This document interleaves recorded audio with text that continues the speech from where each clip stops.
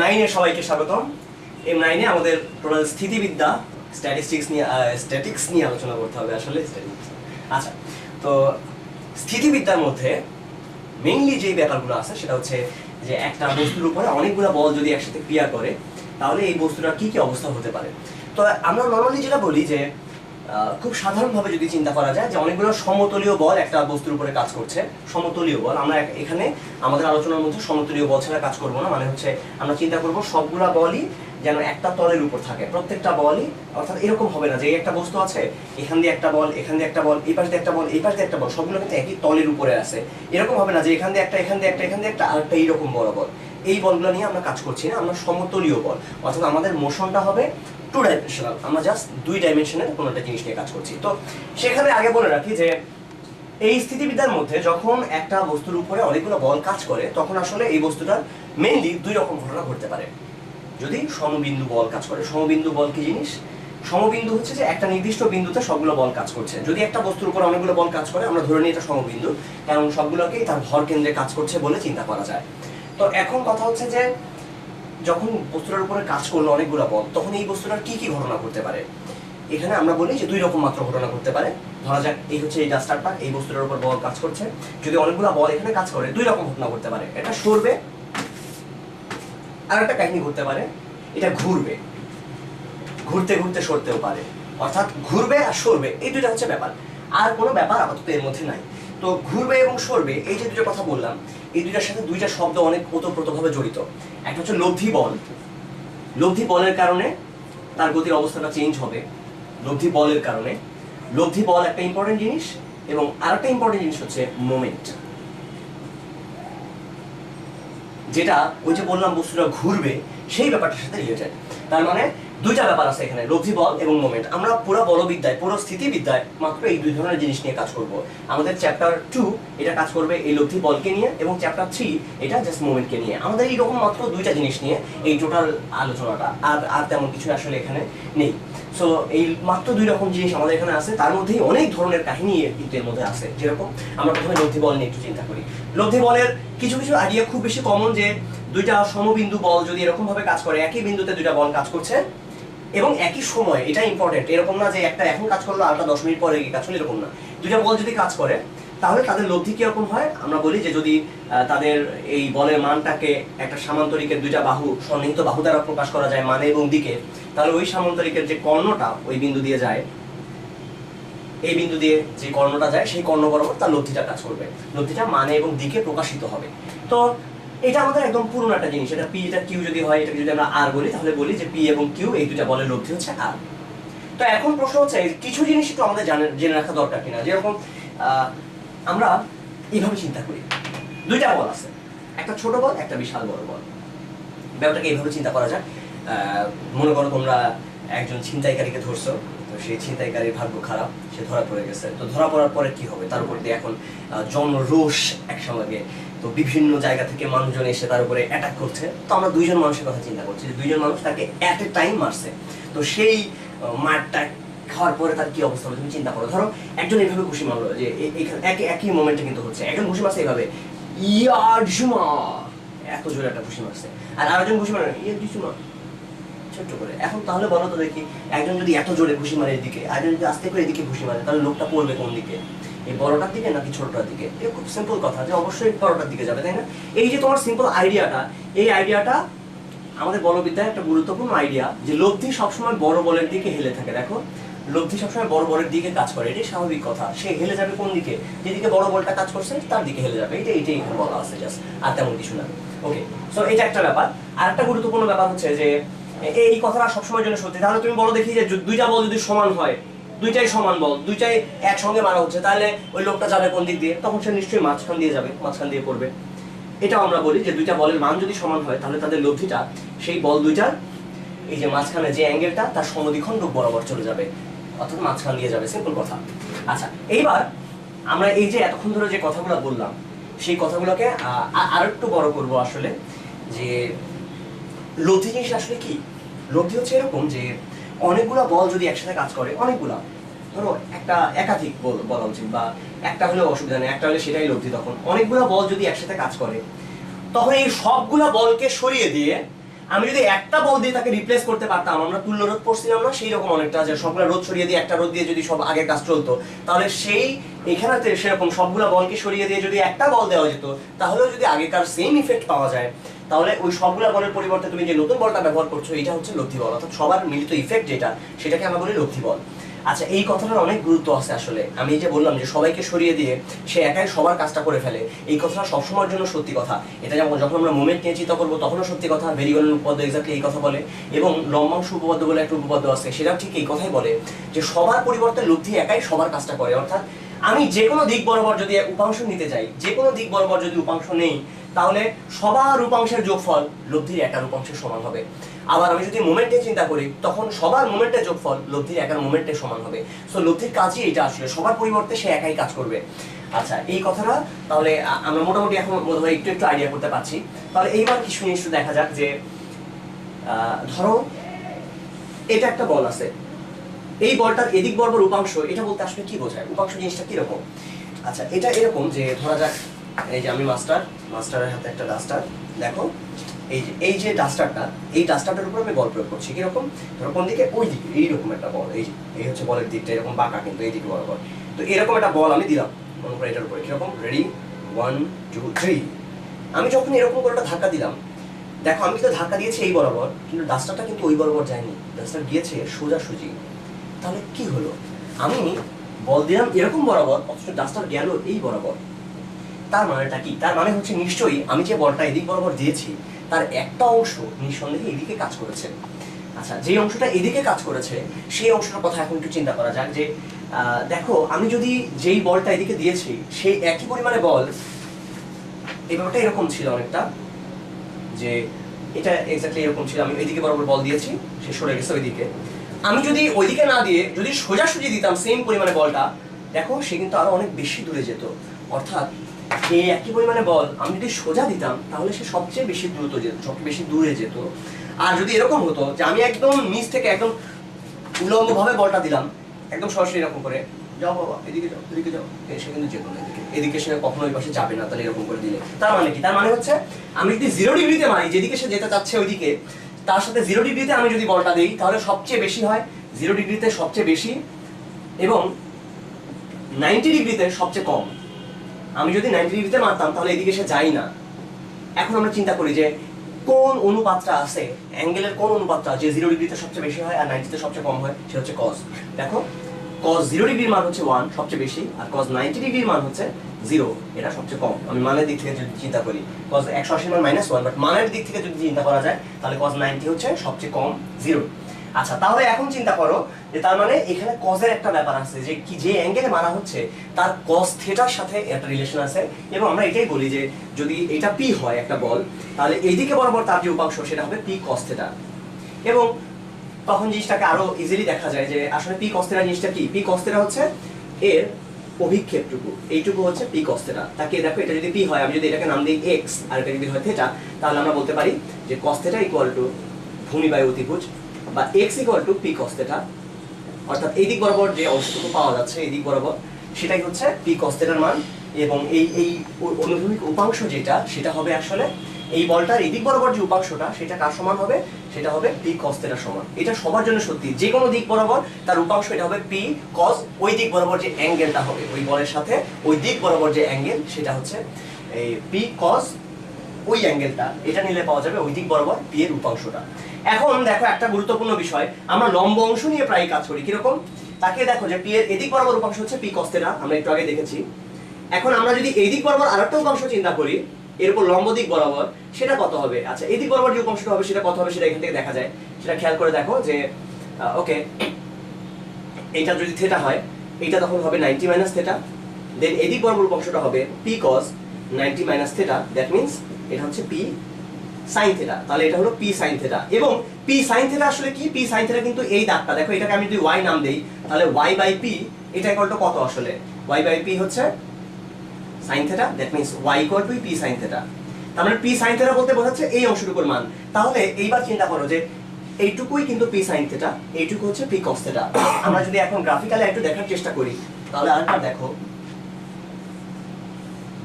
এটা হচ্ছে p cos theta, এটা হলো p sin থিটা, এবং এটাও কিন্তু p sin থিটা। আমি যদি এখানে একটা দাগ টেনে নেই তাহলে আমরা দেখতে পারি এটা কিন্তু শেষ পর্যন্ত সেই সামান্তরিক উপপাদ্যের মতোই কাজ করছে, অর্থাৎ পি কস থিটা এবং পি সাইন থিটা এদের যদি আমি লব্ধি নেই তাহলে ঠিক পি পেয়ে যাবো। অর্থাৎ আমরা চাইলে পি বলটাকে ভেঙে এক্স্যাক্টলি দুইটা বলের লব্ধি হিসাবে চিন্তা করতে পারি, কাদের কাদের, পি কস থিটা এবং পি সাইন থিটা। আচ্ছা এদের কি বলে আসলে লম্ব অংশ, এদেরকে আমরা নিয়ে খুব বেশি কাজ করি, কারণ লম্ব থাকলেই সেগুলোকে নিয়ে হিসাব করা অনেক বেশি সোজা হয়ে যায়। আমরা জানি এটার স্কোয়ার প্লাস এটার স্কোয়ারের সমান হবে। আগে আমরা বলে ফেলি যে এই বলগুলো হচ্ছে সবকিছু ভেক্টর রাশি, এবং ভেক্টর রাশি নিয়ে কাজ করতে গেলে সবসময় আমাদের দুইটা জিনিস নিয়ে কাজ করতে হবে, মান এবং দিক। এবং মান এবং দিক নিয়ে যখন আমরা কাজ করতে যাব আমাদের আলটিমেটলি যেটা লাগবে সেটা হচ্ছে জ্যামিতি। আমরা জাস্ট জ্যামিতি নিয়ে কাজ করছি, এই জিনিসটা মাথার মধ্যে ফিল করো। প্রথম যে জিনিসটা লাগবে এটা সেন্স করা যে আমরা জ্যামিতি নিয়ে কাজ করছি, আমাদের মেইন কাজটা হচ্ছে জ্যামিতি নিয়ে। পরবিদ্যায় জ্যামিতি খুবই খুবই খুবই গুরুত্বপূর্ণ একটা জিনিস, জ্যামিতি নিয়ে আমাদেরকে ম্যাক্সিমাম কাজ করতে হবে। আচ্ছা ওকে, এবার তাহলে আসো যে আমরা একটু আগাই সামনের দিকে। ধরো অনেকগুলা বল একসাথে কাজ করছে, এই বস্তুটার উপর অনেকগুলা বল, এদিকে এইটার নাম হচ্ছে 10 নিউটন বল, এদিকে আছে মনে করো 2 নিউটন বল, এদিকে আছে 3 নিউটন বল, এদিকে আছে 7 নিউটন বল, এদিকে মনে করো আছে 8 নিউটন বল, আর এইখানে মনে করো একটা বল আছে 15 নিউটন বল। আচ্ছা এখন আমি বললাম এদের লব্ধিটা কোন দিকে হবে, লব্ধি সবচেয়ে বড় বলের দিকে হয়, তো এখানে আসলে বলা যাচ্ছে না, কারণ এখানে সবচেয়ে বড় বল যদিও 15 নিউটন, ছবি আঁকতে একটু ঝামেলা হয়েছে, কারণ ছবি নিয়ে টেনশন নিও না, কিন্তু তারপরও যদি দুইটা বল হতো তখন ইজিলি বলা যেত, বাট এখানে আসলে বলা যাচ্ছে না পুরো জিনিসটা দেখে যে লব্ধি এদিকেই হবে। তো আমরা আন্দাজে একটা লব্ধি চিন্তা করলাম, ধরা যাক এটা হচ্ছে লব্ধি আর। আচ্ছা এই অ্যাঙ্গেলগুলো মনে করে দেওয়া আছে যে এটা হচ্ছে 45 ডিগ্রি, ধরো এই অ্যাঙ্গেলটা হচ্ছে 50 ডিগ্রি, এই এতটুকু অ্যাঙ্গেল মনে করো সাপোজ এটাও 45 এর কাছাকাছি হবে, ধরো বললাম 50 ডিগ্রি, এটা 40 ডিগ্রি, তাহলে অলরেডি কত গেল, 40 50 90 135। ওকে এইটা মনে করে বললাম 70 ডিগ্রি 205। আচ্ছা এইটা মনে করো আরো 60 দিলাম, তাহলে 265, আর কত লাগে, আরো আগে হলো 85।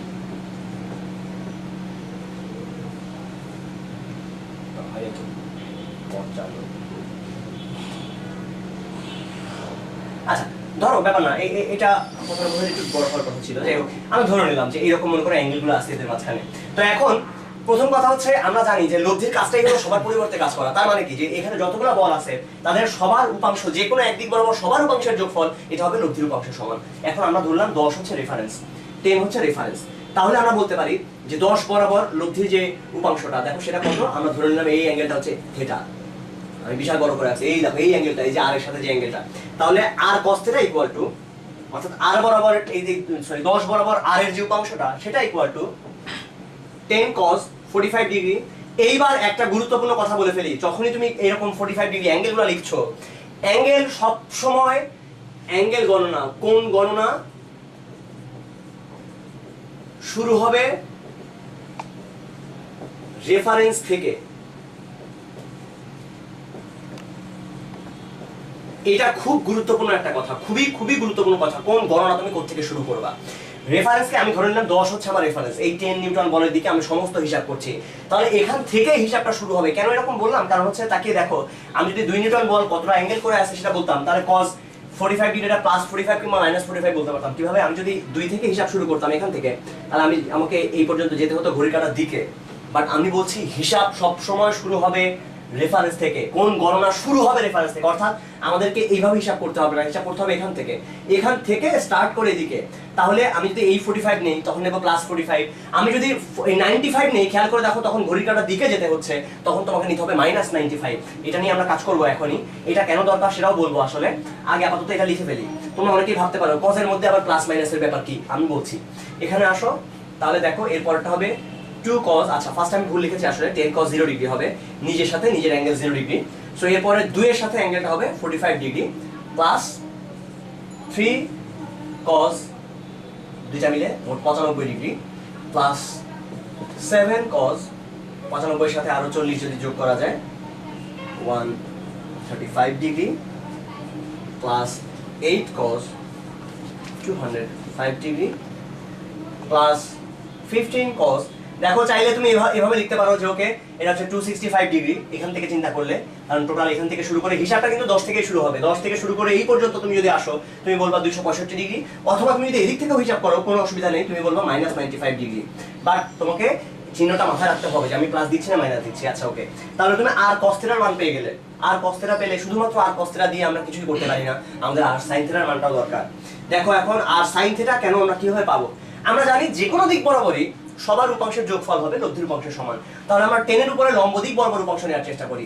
আমাদের কি মনে আছে যে এদিক বরাবর উপাংশ যদি হয় আর cos theta something cos theta, তাহলে এদিক বরাবর উপাংশ হয় something cos 90 minus theta, that means sin theta. So এদিক বরাবর আমরা যদি এখন উপাংশ নেই, আমরা উপাংশ নিচ্ছি এর উপরে লম্ব দিক বরাবর, তখন পাওয়া যাবে আর sin থিটা, আসলে আর cos 90 মাইনাস থিটা আসবে এখানে। অথবা এখানে যদি চিন্তা করো তাহলে দেখবা যে এই পুরোটা যদি থিটা হয় থিটা মাইনাস 90 হবে সেই জায়গায়। আচ্ছা, সো সেটাও একই হবে আসলে, cos theta minus 90 minus sin theta. এইবার ঝামেলাটা বোঝা যাবে, এটা sin 0 degree to sin 45 degree. এখানে খেয়াল করো, একটু আগে যারা চিন্তা করছে না যে cos এর মধ্যে আবার মাইনাস নিলে ঝামেলা কি, তারা এখন বুঝবা, কারণ এখন তো আমি sin নিচ্ছি, sin এর মধ্যে মাইনাস নিলে সেটা ঝামেলা হয়ে যায়। অর্থাৎ এখন আমি প্রত্যেকটার জন্য আলাদা আলাদা করে মান পাবো। 3 sin 95 ডিগ্রি, দেখো আমার কিচ্ছু করতে হচ্ছে না, আমি শুধুমাত্র 8 sin 205 degree plus 15 sin 95 degree, এটা যখন একবার কষ্ট করে লিখে ফেলেছি, পরেরটায় কোনো কষ্ট নাই, cos এর জায়গায় খালি sin বসাই দিয়েছি আর কিছু না।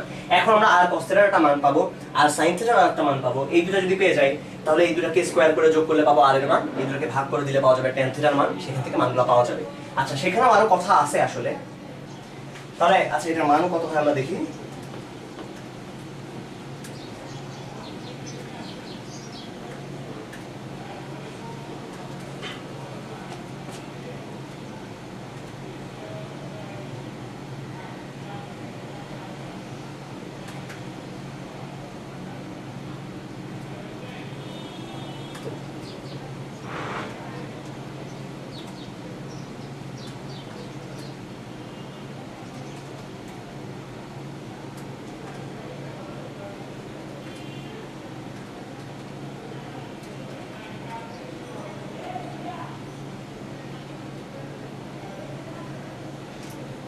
আচ্ছা, আর cos থিটার মান পাওয়া গেল 11.6273, আর sin থিটার মানটা এখন আমরা বের করব।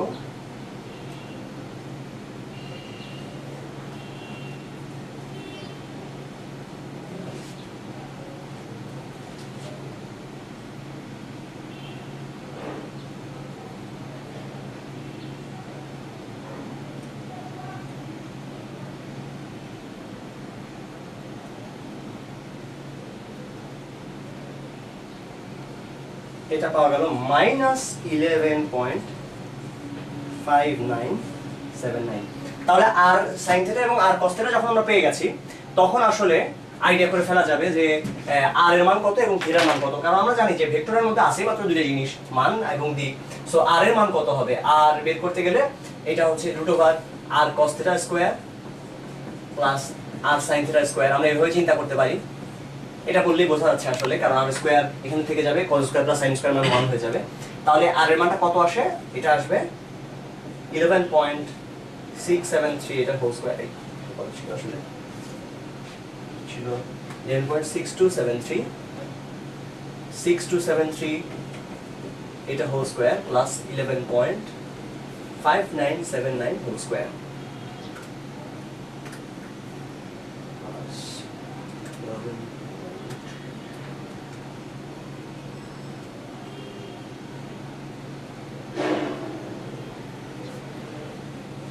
সো এটার ভ্যালু আসবে 16.4227। আচ্ছা, আমরা কিন্তু আর এর মান পেয়ে গেলাম। এখন একটা ব্যাপার আছে যে যখন আমরা থিটা বের করব, নরমালি যেটা করা হয় সেটা হচ্ছে যে এই sin থিটাকে cos থিটা দিয়ে ভাগ করে দিতে হয়। আচ্ছা, তুমি যদি sin থিটাকে cos থিটা দিয়ে ভাগ করে দাও, ওকে ভালো, অসুবিধা নেই, যেটা পাওয়া যাবে।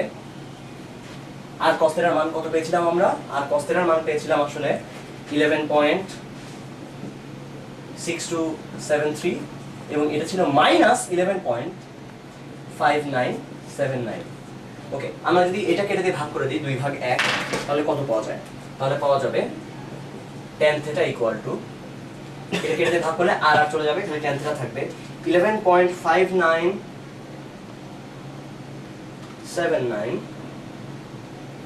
By 11.6273 minus 0.9975। আচ্ছা, এখন কথা হচ্ছে যে এইটা পাওয়ার পরে আমি যদি tan ইনভার্স করি, tan ইনভার্স -0.9975, এটার ভ্যালু কি আসবে? এটার ভ্যালু আসে -0.78 ডিগ্রি। আচ্ছা, এইটা দেখলে আমাদের কাছে কি মনে হয়? -0.784 ডিগ্রি বলতে আসলে কোনটা বোঝায়? এটা বোঝায় এই অ্যাঙ্গেলটা, এই জায়গাটায়, তাই না? সো সেটা পাওয়া যাচ্ছে এরকম জায়গায়। এক্স্যাক্টলি এটাই আসলে অ্যান্সার হবে এখানে। ঠিক আছে, বাট ব্যাপার হচ্ছে যদি কখনো এরকম পেতাম আমরা যে আর cos থিটার মান আসছে মাইনাস আর sin থিটার মান আসছে প্লাস, এরকম একই অঙ্ক, এটা আসলে এই অঙ্কটার ক্ষেত্রে ওকে ঠিক আছে, এটা থিটার মানটা যা পাওয়া গেছে এটাই অ্যান্সার। বাট সমস্যা হচ্ছে যদি এরকম আসতো যে আর cos থিটার মান আসছে নেগেটিভ, আর cos থিটা নেগেটিভ, আর sin থিটা এটা আসছে পজিটিভ, তখন এটা নিয়ে কোনো প্রবলেম নাই আর এর ভ্যালু নিয়ে, বাট অ্যাঙ্গেলটা নিয়ে তখন ঝামেলা ছিল, কারণ এই ভ্যালুটা কোথায় আসলে হয়, এই তখনও আসলে সেম যদি মান আসতো, অর্থাৎ এটা যদি প্লাস আসতো আর এটা যদি মাইনাস আসতো, তখন আমার অ্যাঙ্গেল কিন্তু এটাই আসতো, কিন্তু তখন আসলে অ্যান্সার এটা হতো না, এইটা তখন অ্যান্সারটা আসতো না আমাদের, যদিও আমি tan থিটা দিয়ে ভাগ করলে আর কিছু বুঝতে পারতাম না। কারণটা কি? কারণ হচ্ছে কোন কোয়াড্রেন্টে আছে, এটা খুব গুরুত্বপূর্ণ একটা বিষয়। যখন আর cos থিটা পজিটিভ, আর cos থিটা মানে হচ্ছে জাস্ট আমি যদি কি বলে এটাকে, যে কোঅর্ডিনেট দিয়ে চিন্তা করি, তাহলে মাইনাস প্লাস আসলে কোন জায়গাটায় আছে? মাইনাস প্লাস মানে হচ্ছে মাইনাস প্লাস এই জায়গাটায়, এই কোয়াড্রেন্টে সেটা পাওয়া যেত, অর্থাৎ সেকেন্ড কোয়াড্রেন্টে কিন্তু এই -0.7841 এই অ্যাঙ্গেলটা আসতো না। এটার সাথে আমাদেরকে আরো পাই যোগ করে তারপরে আমরা সেকেন্ড কোয়াড্রেন্টে যেতে পারতাম, অর্থাৎ 180 যোগ করলে তখন না রিয়েল রেজাল্টটা পাওয়া যেত। অর্থাৎ 180 যোগ বিয়োগ করে নিতে হবে কোয়াড্রেন্ট অনুসারে 180 যোগ বিয়োগ করতে হবে, এটা মাথার মধ্যে রেখে দিও, এটা খুব ইম্পর্টেন্ট। যদি দেখি যে ঠিক আছে, যে আমি যেই কোয়াড্রেন্টে চাচ্ছি সেখানে আছে, তাহলে ফাইন, যদি না থাকে তাহলে আমরা 180 যোগ বা বিয়োগ করে নেব। আচ্ছা, এবার আসো আমরা সামনে আগাই। এই সেম একটু আগে আমরা যে অঙ্কটা করেছি, আসলে এটাকে চাইলেই ক্যালকুলেটর দিয়ে করে ফেলা যায়, ক্যালকুলেটর দিয়ে জটিল সংখ্যার আইডিয়া দিয়ে এটা করা যায় পুরোপুরি, কারণ জটিল সংখ্যা আর ভেক্টরের মধ্যে খুব বেসিক পার্থক্য নাই আসলে, আমরা জটিল সংখ্যাকে এই বেসিক ভেক্টর দিয়ে, টু ডাইমেনশনাল ভেক্টর দিয়ে চিন্তা করতে পারি। তো এটা আমি আমার একটা শীট, প্রবাবলি ম্যাথট্রিক্স, ওই শীটের মধ্যে এটা ব্যাখ্যা করেছি, আমি এই কারণে এখানে ব্যাখ্যা করছি না। আচ্ছা, এবারে আমরা স্থিতিবিদ্যার কয়েকটা ইম্পর্টেন্ট বিষয় নিয়ে একটু আলোচনা করি। স্থিতিবিদ্যাতে আসলে প্রথম চ্যাপ্টার থেকে যতটা না আসে, তার পরের চ্যাপ্টার থেকে বেশি আসে, অর্থাৎ এখানে আমরা কাজ করব এখন লামির উপপাদ্য জাতীয় প্রবলেমগুলোকে নিয়ে। খুব ইজি একটা প্রবলেম নিয়ে চিন্তা করা যাক। আমাদের বেলায় এটা এসেছিল এইরকম একটা প্রবলেম, যে এটা একটা বড় মাপের একটা ফুটবল, সেই ফুটবলটার এখানে একটা সুতা বেঁধে এখান দিয়ে ঝুলিয়ে দেওয়া হয়েছে। তো এই ফুটবলটার একটা ওজন আছে W, এবং এই ফুটবলটা যেই সুতা দিয়ে বেঁধে ঝুলানো হয়েছে তার এই পর্যন্ত দৈর্ঘ্য হচ্ছে L, সেই সুতাটার দৈর্ঘ্য হচ্ছে L, আর এটার ব্যাসার্ধ হচ্ছে R। এইটুকু দিয়ে আমাদেরকে বের করতে বলেছে যে এখানে এটা টান কত হবে, টি কত হবে। তো যখন আমরা এটা নিয়ে কাজ করব, তখন বেশ কিছু ব্যাপার আছে, যে ওকে আমরা যদি আসলে এটাকে আস্তে আস্তে আরো বর্ধিত করতাম, তাহলে সেটা কেন্দ্রে গিয়ে মিলতো। দ্যাট মিন্স এইখান থেকে এই পর্যন্ত এই টোটাল দৈর্ঘ্যটা হচ্ছে L প্লাস R, এই দৈর্ঘ্যটা হচ্ছে R। তাহলে আমরা চেষ্টা করলে এটারও মান বের করে ফেলতে পারি, এটা হবে √, এই অংশটার মান হবে √L plus R whole square minus R square, Pythagoras উপপাদ্য অনুসারে এটার স্কোয়ার থেকে এটার স্কোয়ার বাদ দিয়ে রুট করলে আমরা এটার স্কোয়ার, এটার হোল স্কোয়ারটা পাবো, অর্থাৎ এটার মান হবে √, এটাকে স্কোয়ার করে দিলে L square plus 2RL plus R square minus R square, এই দুটো চলে গেলে থাকবে যেটা, সেটার মান হবে এরকম L square into twice RL। আচ্ছা, সো এইটা হচ্ছে, এই দৈর্ঘ্যটা হলো এইখানকার দৈর্ঘ্যটা। তো এখন কয়েকটা ব্যাপার, যে এখানে কি কি বল আসলে কাজ করছে। একটা বল হচ্ছে W, যে ওজনটা নিচে দিকে কাজ করছে। একটা বল হলো টান, যেটা এটাকে ধরে আছে। টান আসলে কোন বলটা? টান হচ্ছে এই যে একটা সুতাকে টান টান করে ধরে রাখার জন্য যেটা দেওয়া। আমি যদি এই সুতাটাকে এদিক বরাবর একটা বল দিতাম, তাহলে এটা এরকম টান টান হয়ে ঝুলে থাকতো না ওখানে। যখন ফ্যানটা ঝুলে আছে, একটা ফ্যানকে বা এটাকে আমি যখন ঝুলিয়ে রাখছি, একটা ফ্যান এভাবে ঝুলে আছে, তখন এটা কেন নিচের দিকে পড়ে যাচ্ছে না? তার তো ওজন নিচের দিকে, তার মানে কেউ একজন তাকে উপরের দিকে টেনে ধরে আছে, টানটা উপরের দিকে কাজ করছে। এই টেনে ধরার ওই বলটা হচ্ছে টান, সেটা কাজ করে সবসময় সুতার দিক বরাবর, সুতা বরাবর কাজ করে। এটা টান এই দিক বরাবর সুতা আছে, আর টান কাজ করবে উপর বরাবর, এটা কখনো হয় না। আচ্ছা, এবার আরেকটা বলের কথা বলি, যেটা খুব ইম্পর্টেন্ট, সেটা হচ্ছে লম্ব প্রতিক্রিয়া বল, তলের লম্ব প্রতিক্রিয়া বল, যেটা খুব খুব ইম্পর্টেন্ট। তলের লম্ব প্রতিক্রিয়া বল কাজ করে তলের উপর লম্ব বরাবর, বল বোঝাই যাচ্ছে, সবকিছু বলে দিচ্ছি আমি। তলের উপর লম্ব প্রতিক্রিয়া বল, আচ্ছা, অভিলম্ব প্রতিক্রিয়া বল। তো এই প্রতিক্রিয়া বলটা কেন তলের উপর লম্ব হয়ে কাজ করে? এটা খুব সিম্পল একটা ব্যাপার, যে তল আসলে তাকে কোন দিকে বল দিচ্ছে, সে উল্টা দিকে বল দেবে। প্রতিক্রিয়া বলের কাজই হলো যেখানে সে বল পায় তার উল্টা দিকে সে বল দেওয়ার চেষ্টা করে। এখন ধরা যাক এটা একটা তল যেটা বাঁকানো, এই তলটার উপরে এখানে একটা বল রাখা হয়েছে, তলের উপর বল। এই বলটা তলকে কোন দিকে বল প্রয়োগ করতে পারছে, এই যে ফুটবলটা দেখা যাচ্ছে, টেনিস বল বা ফুটবল বলি ওকে, এই ফুটবলটা এইখানে এই তলটাকে কোন দিক বরাবর সে বল দিতে পারছে? সে কি এদিক বরাবর তলকে বল দিচ্ছে? সে কি এখানে বরাবর তলকে বল দিতে পারছে? সে কি এদিক বরাবর দিতে পারছে? পারছে না। ফুটবল তলটাকে যেদিকে বল দিতে পারছে সেটা হচ্ছে এই বরাবর। ফুটবল যেহেতু তলটাকে এই বরাবর বল দিচ্ছে, তলটাকে কোন দিকে ফেরত দেবে? ফুটবল যেহেতু বল দিতে পারছে এই শুধু এই যে পাশে যেখানে সে টাচ করে সেদিক বরাবর, আসলে এদিক বরাবর সে শুধুমাত্র তলটাকে বল দিতে পারবে, তাহলে তল কোন দিকে ফেরত দেবে? তল ফেরত দেবে এর উল্টা দিকে, এদিক বরাবর। এই কারণে তলের উপর সবসময় লম্ব বরাবর বলটা কাজ করে, অভিলম্ব প্রতিক্রিয়া বল যেটা আর কি। আচ্ছা, অভিলম্ব প্রতিক্রিয়া বলটা নিয়ে আমরা কেন কাজ করলাম এখানে? কেন এরকম কেসগুলোতে আমরা অন্য কিছু নিয়ে কাজ করলাম না? কারণ হচ্ছে আমরা যখন এখানে বল নিয়ে কাজ করছি আমরা মনে করবো না যে এখানে শুধুমাত্র এই কয়টাই বল আছে, এখানে অনেক রকম বল আসলে আছে। এই ফুটবলটা তলটাকে একটা বল দিচ্ছে, যে বলটা নিয়ে এখানে আমরা চিন্তা করি নাই। আমরা যখন চিন্তা করি, এটা খুব ইম্পর্টেন্ট, একটা বস্তুর উপরে একটা পয়েন্টে কি কি বল কাজ করছে আমরা সেটা নিয়ে শুধুমাত্র কাজ করি। অর্থাৎ এখানে অন্য যে বলগুলো আছে, যেমন এইখানে অলরেডি সে একটা কষ্ট পাচ্ছে কারণ সে তাকে টেনে ধরে রাখতে হচ্ছে, সে এটাকে বল দিচ্ছে, আবার এই বস্তুটা নিচের দিকে টান দিচ্ছে। এখানে অনেকগুলো বল আসলে কাজ মানে ক্রিয়ারত আছে, যারা ব্যালেন্স করে আছে, ভারসাম্য করে আছে, বাট আমরা তাদেরকে নিয়ে সবাইকে নিয়ে চিন্তা করছি না। আমি চিন্তা করছি এই ফুটবলটার উপরে কি কি বল কাজ করছে। এই ফুটবলটার উপরে যে বলগুলো কাজ করছে সেটা 3 রকম বল। একটা হচ্ছে সুতা টান দিচ্ছে তাকে, ফুটবলটাকে। একটা বল হচ্ছে নিচের দিকে ডাব্লিউ, এই ফুটবলটার উপরে মানে পৃথিবী তাকে টানছে নিচের দিকে। সো ফুটবলটার উপরে এইটা একটা বল আছে, একজন এই পাশ থেকে টানছে এবং আরেকজন ধাক্কা দিচ্ছে এখান থেকে, এই দেয়ালটা তাকে ধাক্কা দিচ্ছে। অর্থাৎ ফুটবল টোটাল 3 রকম বল ফেস করছে। আমরা সেই বলগুলোকে নিয়ে এখানে কাজ করছি এবং 3টা বল ফেস করার পরেও ফুটবলটা কিন্তু ভারসাম্যে আছে। তার মানে 3টা বল মিলে যখন ভারসাম্যে থাকে আমরা চিন্তা করি আসলে যার কথা তিনি হচ্ছেন লামি। লামির পদ্ধতি এটা ব্যাখ্যা করা যায়। আচ্ছা, সো লামি দিয়ে যদি আমি চিন্তা করি, এটাকে নাম দিলাম আর। আর হচ্ছে রিঅ্যাকশন বা অভিলম্ব প্রতিক্রিয়া বলটা, ডাব্লিউ দিয়েছে ওয়েটের কারণে, টি টেনশন টানের কারণে। আচ্ছা, এখন নিঃসন্দেহে আমাদের যে লামির উপপাদ্য সেটা বলে যে ডাব্লিউ বাই সাইন বাকি দুইটার মধ্যবর্তী কোণ, অর্থাৎ এই দুইটার মধ্যবর্তী কোণ যেটা, এটাকে আমি যদি নাম দেই আলফা। আচ্ছা, এটাকে না, এইটা যদি আলফা হয় তাহলে এটা হচ্ছে 180 মাইনাস আলফা বা পাই মাইনাস আলফা লিখলাম আমরা রেডিয়ানে চিন্তা করি। W by sine pi minus alpha equal to T by, এখানে টানের মানটা বের করতে বলছে, আমরা আর সব বল নিয়ে কাজ করবো না, টি বাই বাকি দুইটার মধ্যবর্তী কোণ অর্থাৎ সাইন 90 ডিগ্রি পাই বাই 2 আর বাই এই দুইটা অর্থাৎ sine pi by 2 plus alpha. আসলে এটা আলফা হলে পুরোটা এই বলটা কাজ করবে।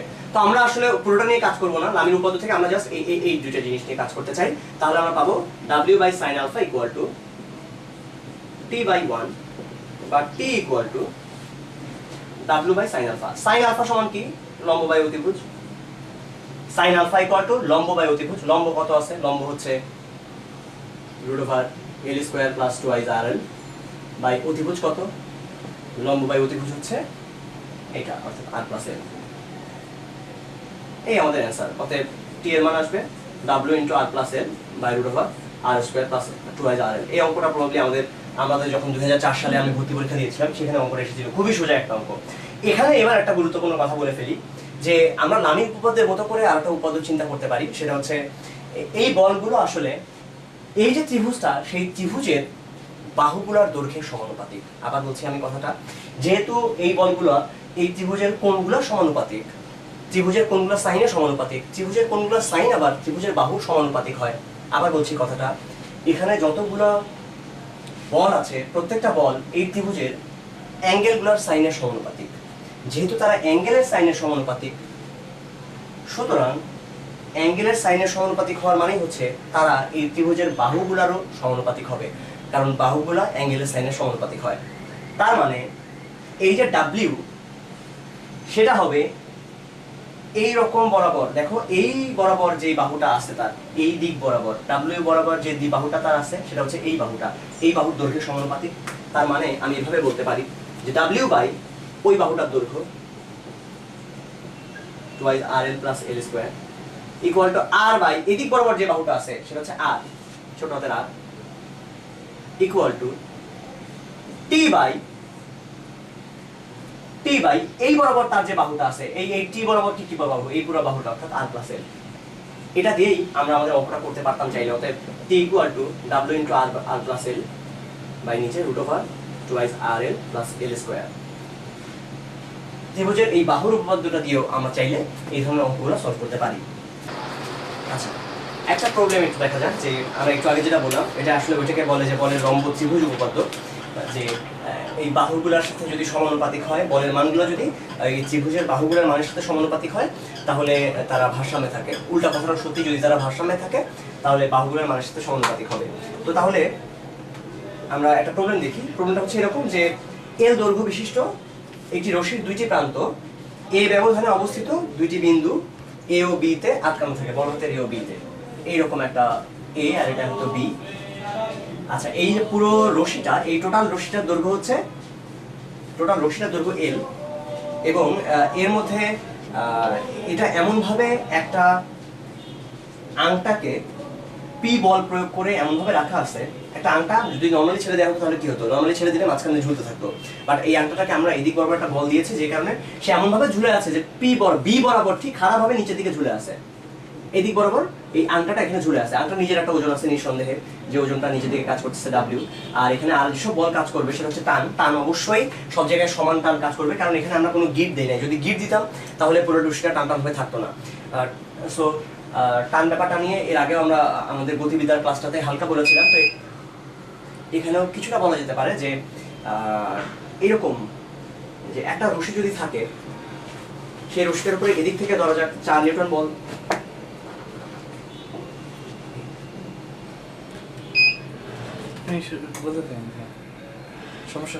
একটা রশি যদি থাকে, যে রশিটার উপরে এদিকে 4 নিউটন বল এবং এদিকে 10 নিউটন বল দেওয়া হচ্ছে, তাহলে কি হবে? তাহলে যেটা দেখা যাবে, এইদিকে বরাবর 10 নিউটন বল দেখা যাচ্ছে, তাহলে যেটা হবে যে দেখা যাবে এইদিকে 6 নিউটন বল একটা পাওয়া যাচ্ছে।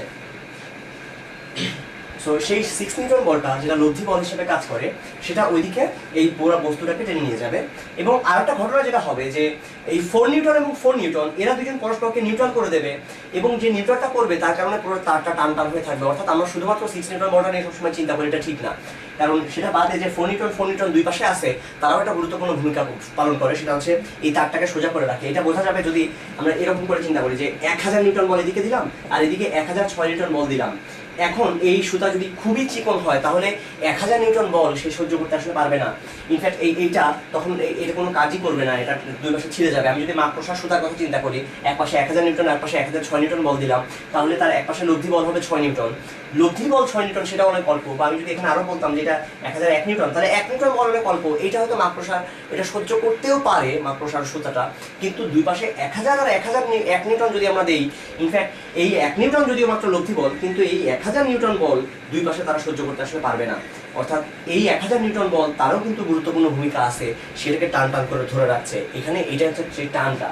সো টানটা আসলে প্রতিটা মোমেন্টেই দুই পাশে সমানভাবে কাজ করে। এখানে যদি আমি কেটে দিই, তাহলে আমি যদি কেটে দিয়ে এটাকে টান টান করে ধরে রাখার চেষ্টা করি, আমাকে এই পয়েন্টে এদিকেও 1000 নিউটন বল দিতে হবে, এই পাশে এই পয়েন্টে এদিকে 1000 নিউটন বল দিতে হবে। অর্থাৎ প্রত্যেকটা পয়েন্টেই এদিকে 1000 এদিকে 1000 করে কাজ করছে।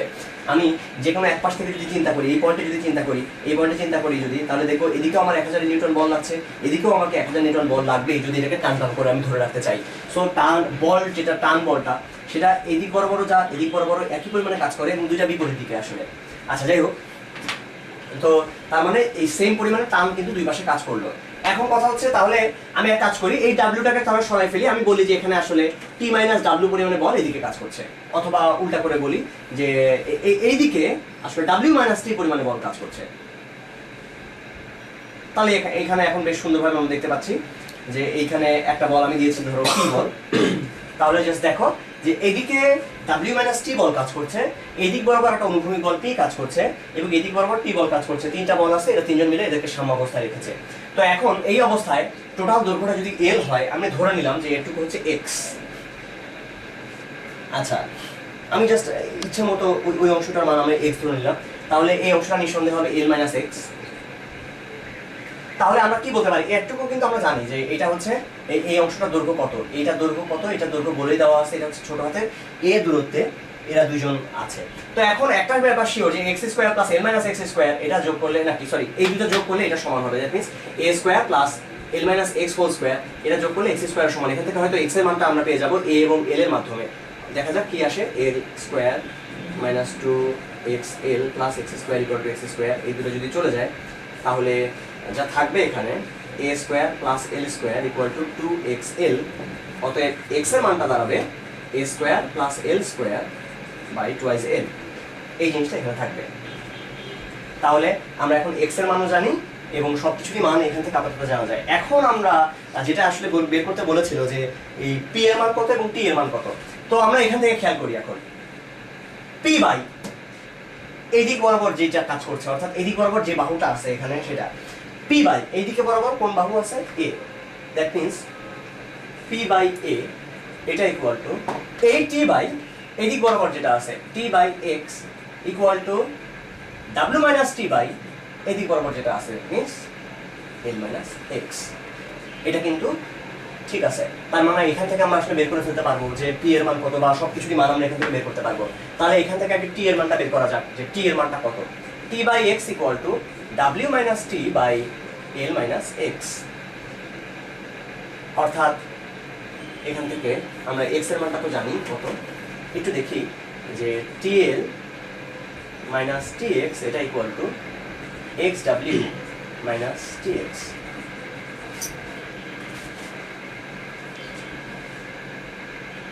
বা TL equal to x into w বা t equal to এখান থেকে আসবে xw by l।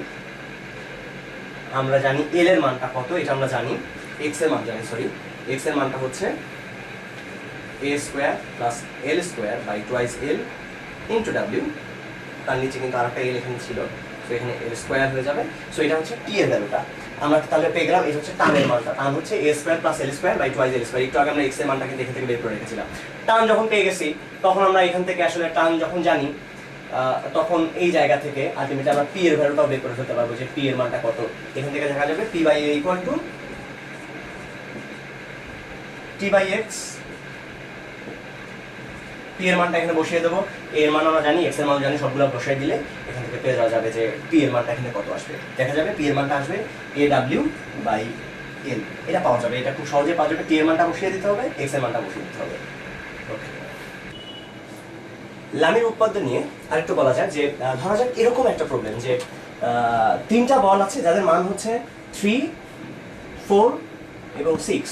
এই 3 নিউটন, 4 নিউটন এবং 6 নিউটন, এই তিন মানের তিনটা বল, এরা তিনজন মিলে ভারসাম্য তৈরি করে। প্রশ্ন হচ্ছে যদি ভারসাম্য তারা তৈরি করেই এই তিনটা সমতলীয় সমবিন্দু বল, তাহলে এদের মধ্যবর্তী কোণ কত করে, মানে 3 আর 4 এর মধ্যে অ্যাঙ্গেল কত, এই 4 আর 6 এর মধ্যে বা অ্যাঙ্গেল কত, এবং 6 বা 3 এর মধ্যে বা অ্যাঙ্গেলটা কত, অ্যাঙ্গেল বের করতে হবে। তখন এটা অবশ্যই লক্ষ্য রাখা যায়, এটা দেখতে হবে যে অবশ্যই আমরা শিওর যে এরা প্রত্যেকটা অন্য দুইটার মধ্যবর্তী কোণের সাইনের সমানুপাতিক হবে। যেহেতু তারা ভারসাম্য রক্ষা করে লামির উৎপাদ্য অনুসারে এটা আমরা বলতেই পারি। বাট এটার থেকেও আরো সুন্দর করে চিন্তা করা যায়। আমরা যদি চিন্তা করি যে ধরা যাক এটা 3, এটা 4, এটা 6, আমরা এদেরকে দিয়ে অবশ্যই একটা ত্রিভুজের তিনটা বাহু বরাবর একই ক্রমে এদেরকে সাজাতে পারবো, কারণ এদের তিনজনের লব্ধি হচ্ছে 0। তার মানে আমরা নিঃসন্দেহে এটাকে কোনো না কোনো ভাবে, হয়তো 3কে এখানে রাখলাম, তারপরে এখান থেকে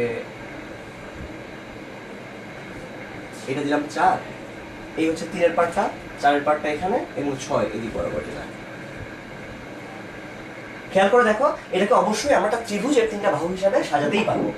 এখন আমরা যখন একটা ত্রিভুজের তিনটা বাহু হিসাবে এদেরকে সাজিয়ে ফেলেছি, এখন আমাদের কাজ কিন্তু খুব সিম্পল। এখন আমাদের কাজ হচ্ছে এই ত্রিভুজের, কোনো ত্রিভুজের যদি তিনটা বাহু হয় 3, 4 এবং 6, তাহলে মধ্যবর্তী কোণগুলো কত হবে সেগুলো বের করা।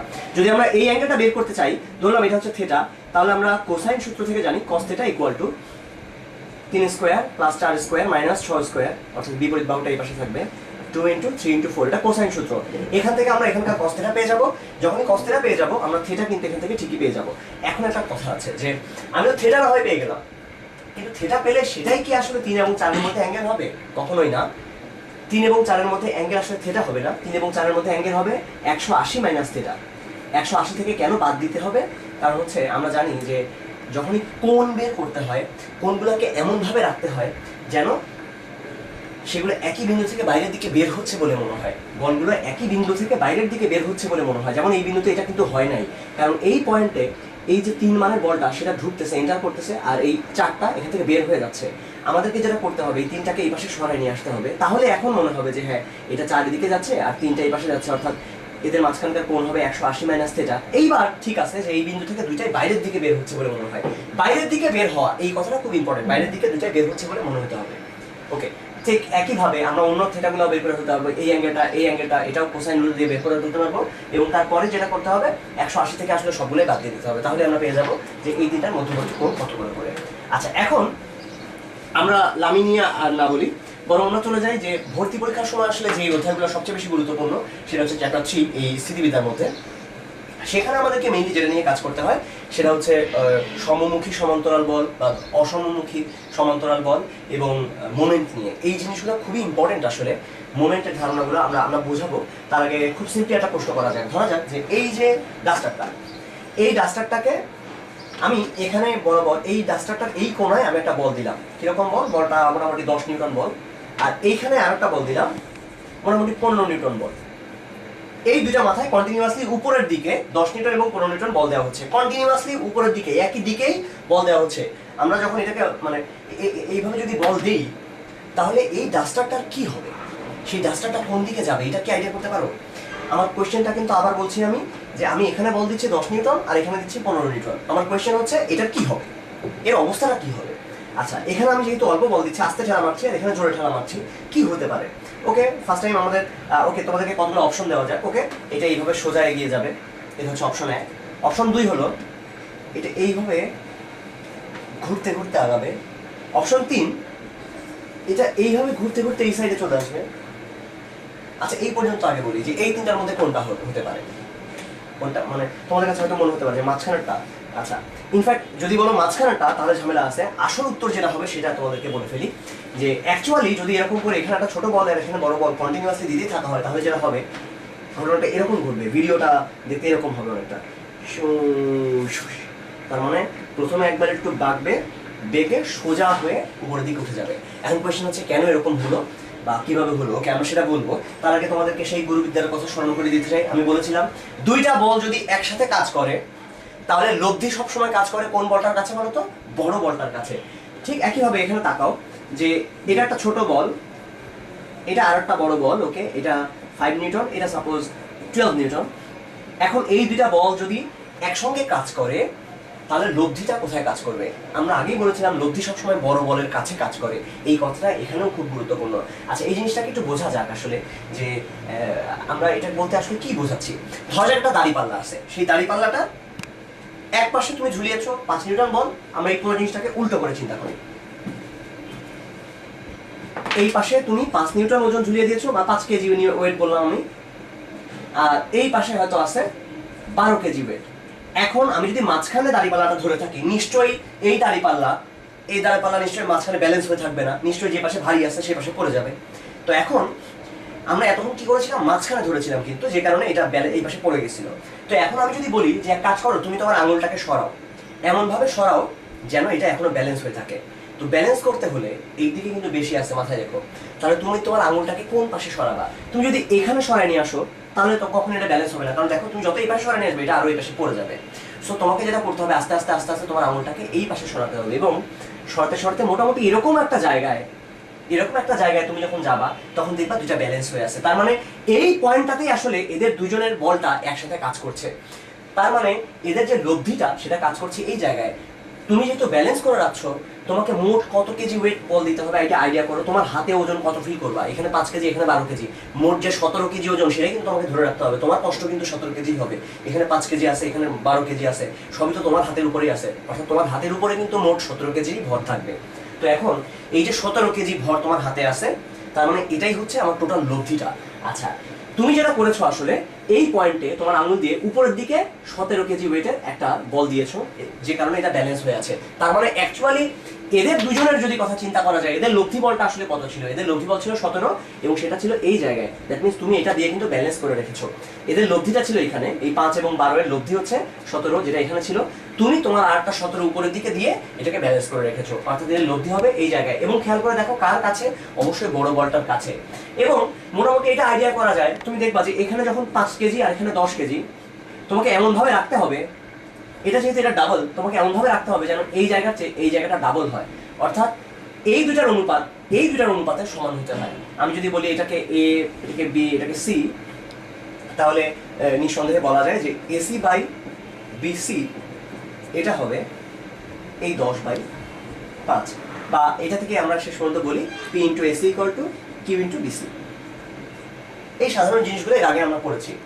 আচ্ছা, তো এখন এই কথাটাকেই আমরা আরো নতুন করে দেখবো, ওকে আমরা দেখতে শিখবো। তার আগে আরেকটা জিনিস একটু বলে ফেলা যাক। যদি এরকম বল না হয়ে বিষমমুখী হতো, অর্থাৎ এখানে মনে করো 5 কেজি ওজন আছে, আর এই জায়গায় 2 কেজি ওয়েটের একটা ওজন না, একটা বেলুন রাখা হয়েছে। দেখো এই লাঠিটা এরকম দেখার চেষ্টা করো যে এটা একটা লাঠি, এই লাঠিটার এই পাশে একটা ওজন ঝুলানো আছে, কত কেজি? 5 কেজি ওজন মনে করো এখানে ঝুলানো আছে। আর লাঠিটার এই সাইডে একটা ওই যে আকাশে বেলুন ওরা যেগুলো উড়ে যায়, সেই ধরনের বেলুনগুলো একটু রেখে দেওয়া আছে, অর্থাৎ এটা এটাকে টানতেছে। তাহলে নিশ্চয়ই এটা ব্যালেন্স হয়ে থাকবে না। কেমন হবে? এটা এদিকে টানছে, এই মাথা এদিকে নিচের দিকে পড়ছে, সো এটা এরকম করে ঘুরে যাবে। বা তুমি চাচ্ছ ব্যালেন্স করতে, এখন ব্যালেন্স করতে গেলে তোমাকে কোথায় আঙুল দিতে হবে খেয়াল করো। নিশ্চয়ই তুমি যদি এরকম করে ব্যালেন্স করার চেষ্টা করো যে ওকে আমি এক কাজ করি, আমি মাঝখানে কোথাও ধরি, তুমি যদি এখানকার কোনো মাঝখানে ধরো, তুমি কখনোই ব্যালেন্স করতে পারবে না। খেয়াল করে দেখো, এখানে মাঝখানে ধরলেও এটা এভাবে হেলে যাবে, এখানে মাঝখানে ধরলেও হেলে যাবে। তাহলে কোথায় ধরলে তুমি ব্যালেন্স করতে পারবা?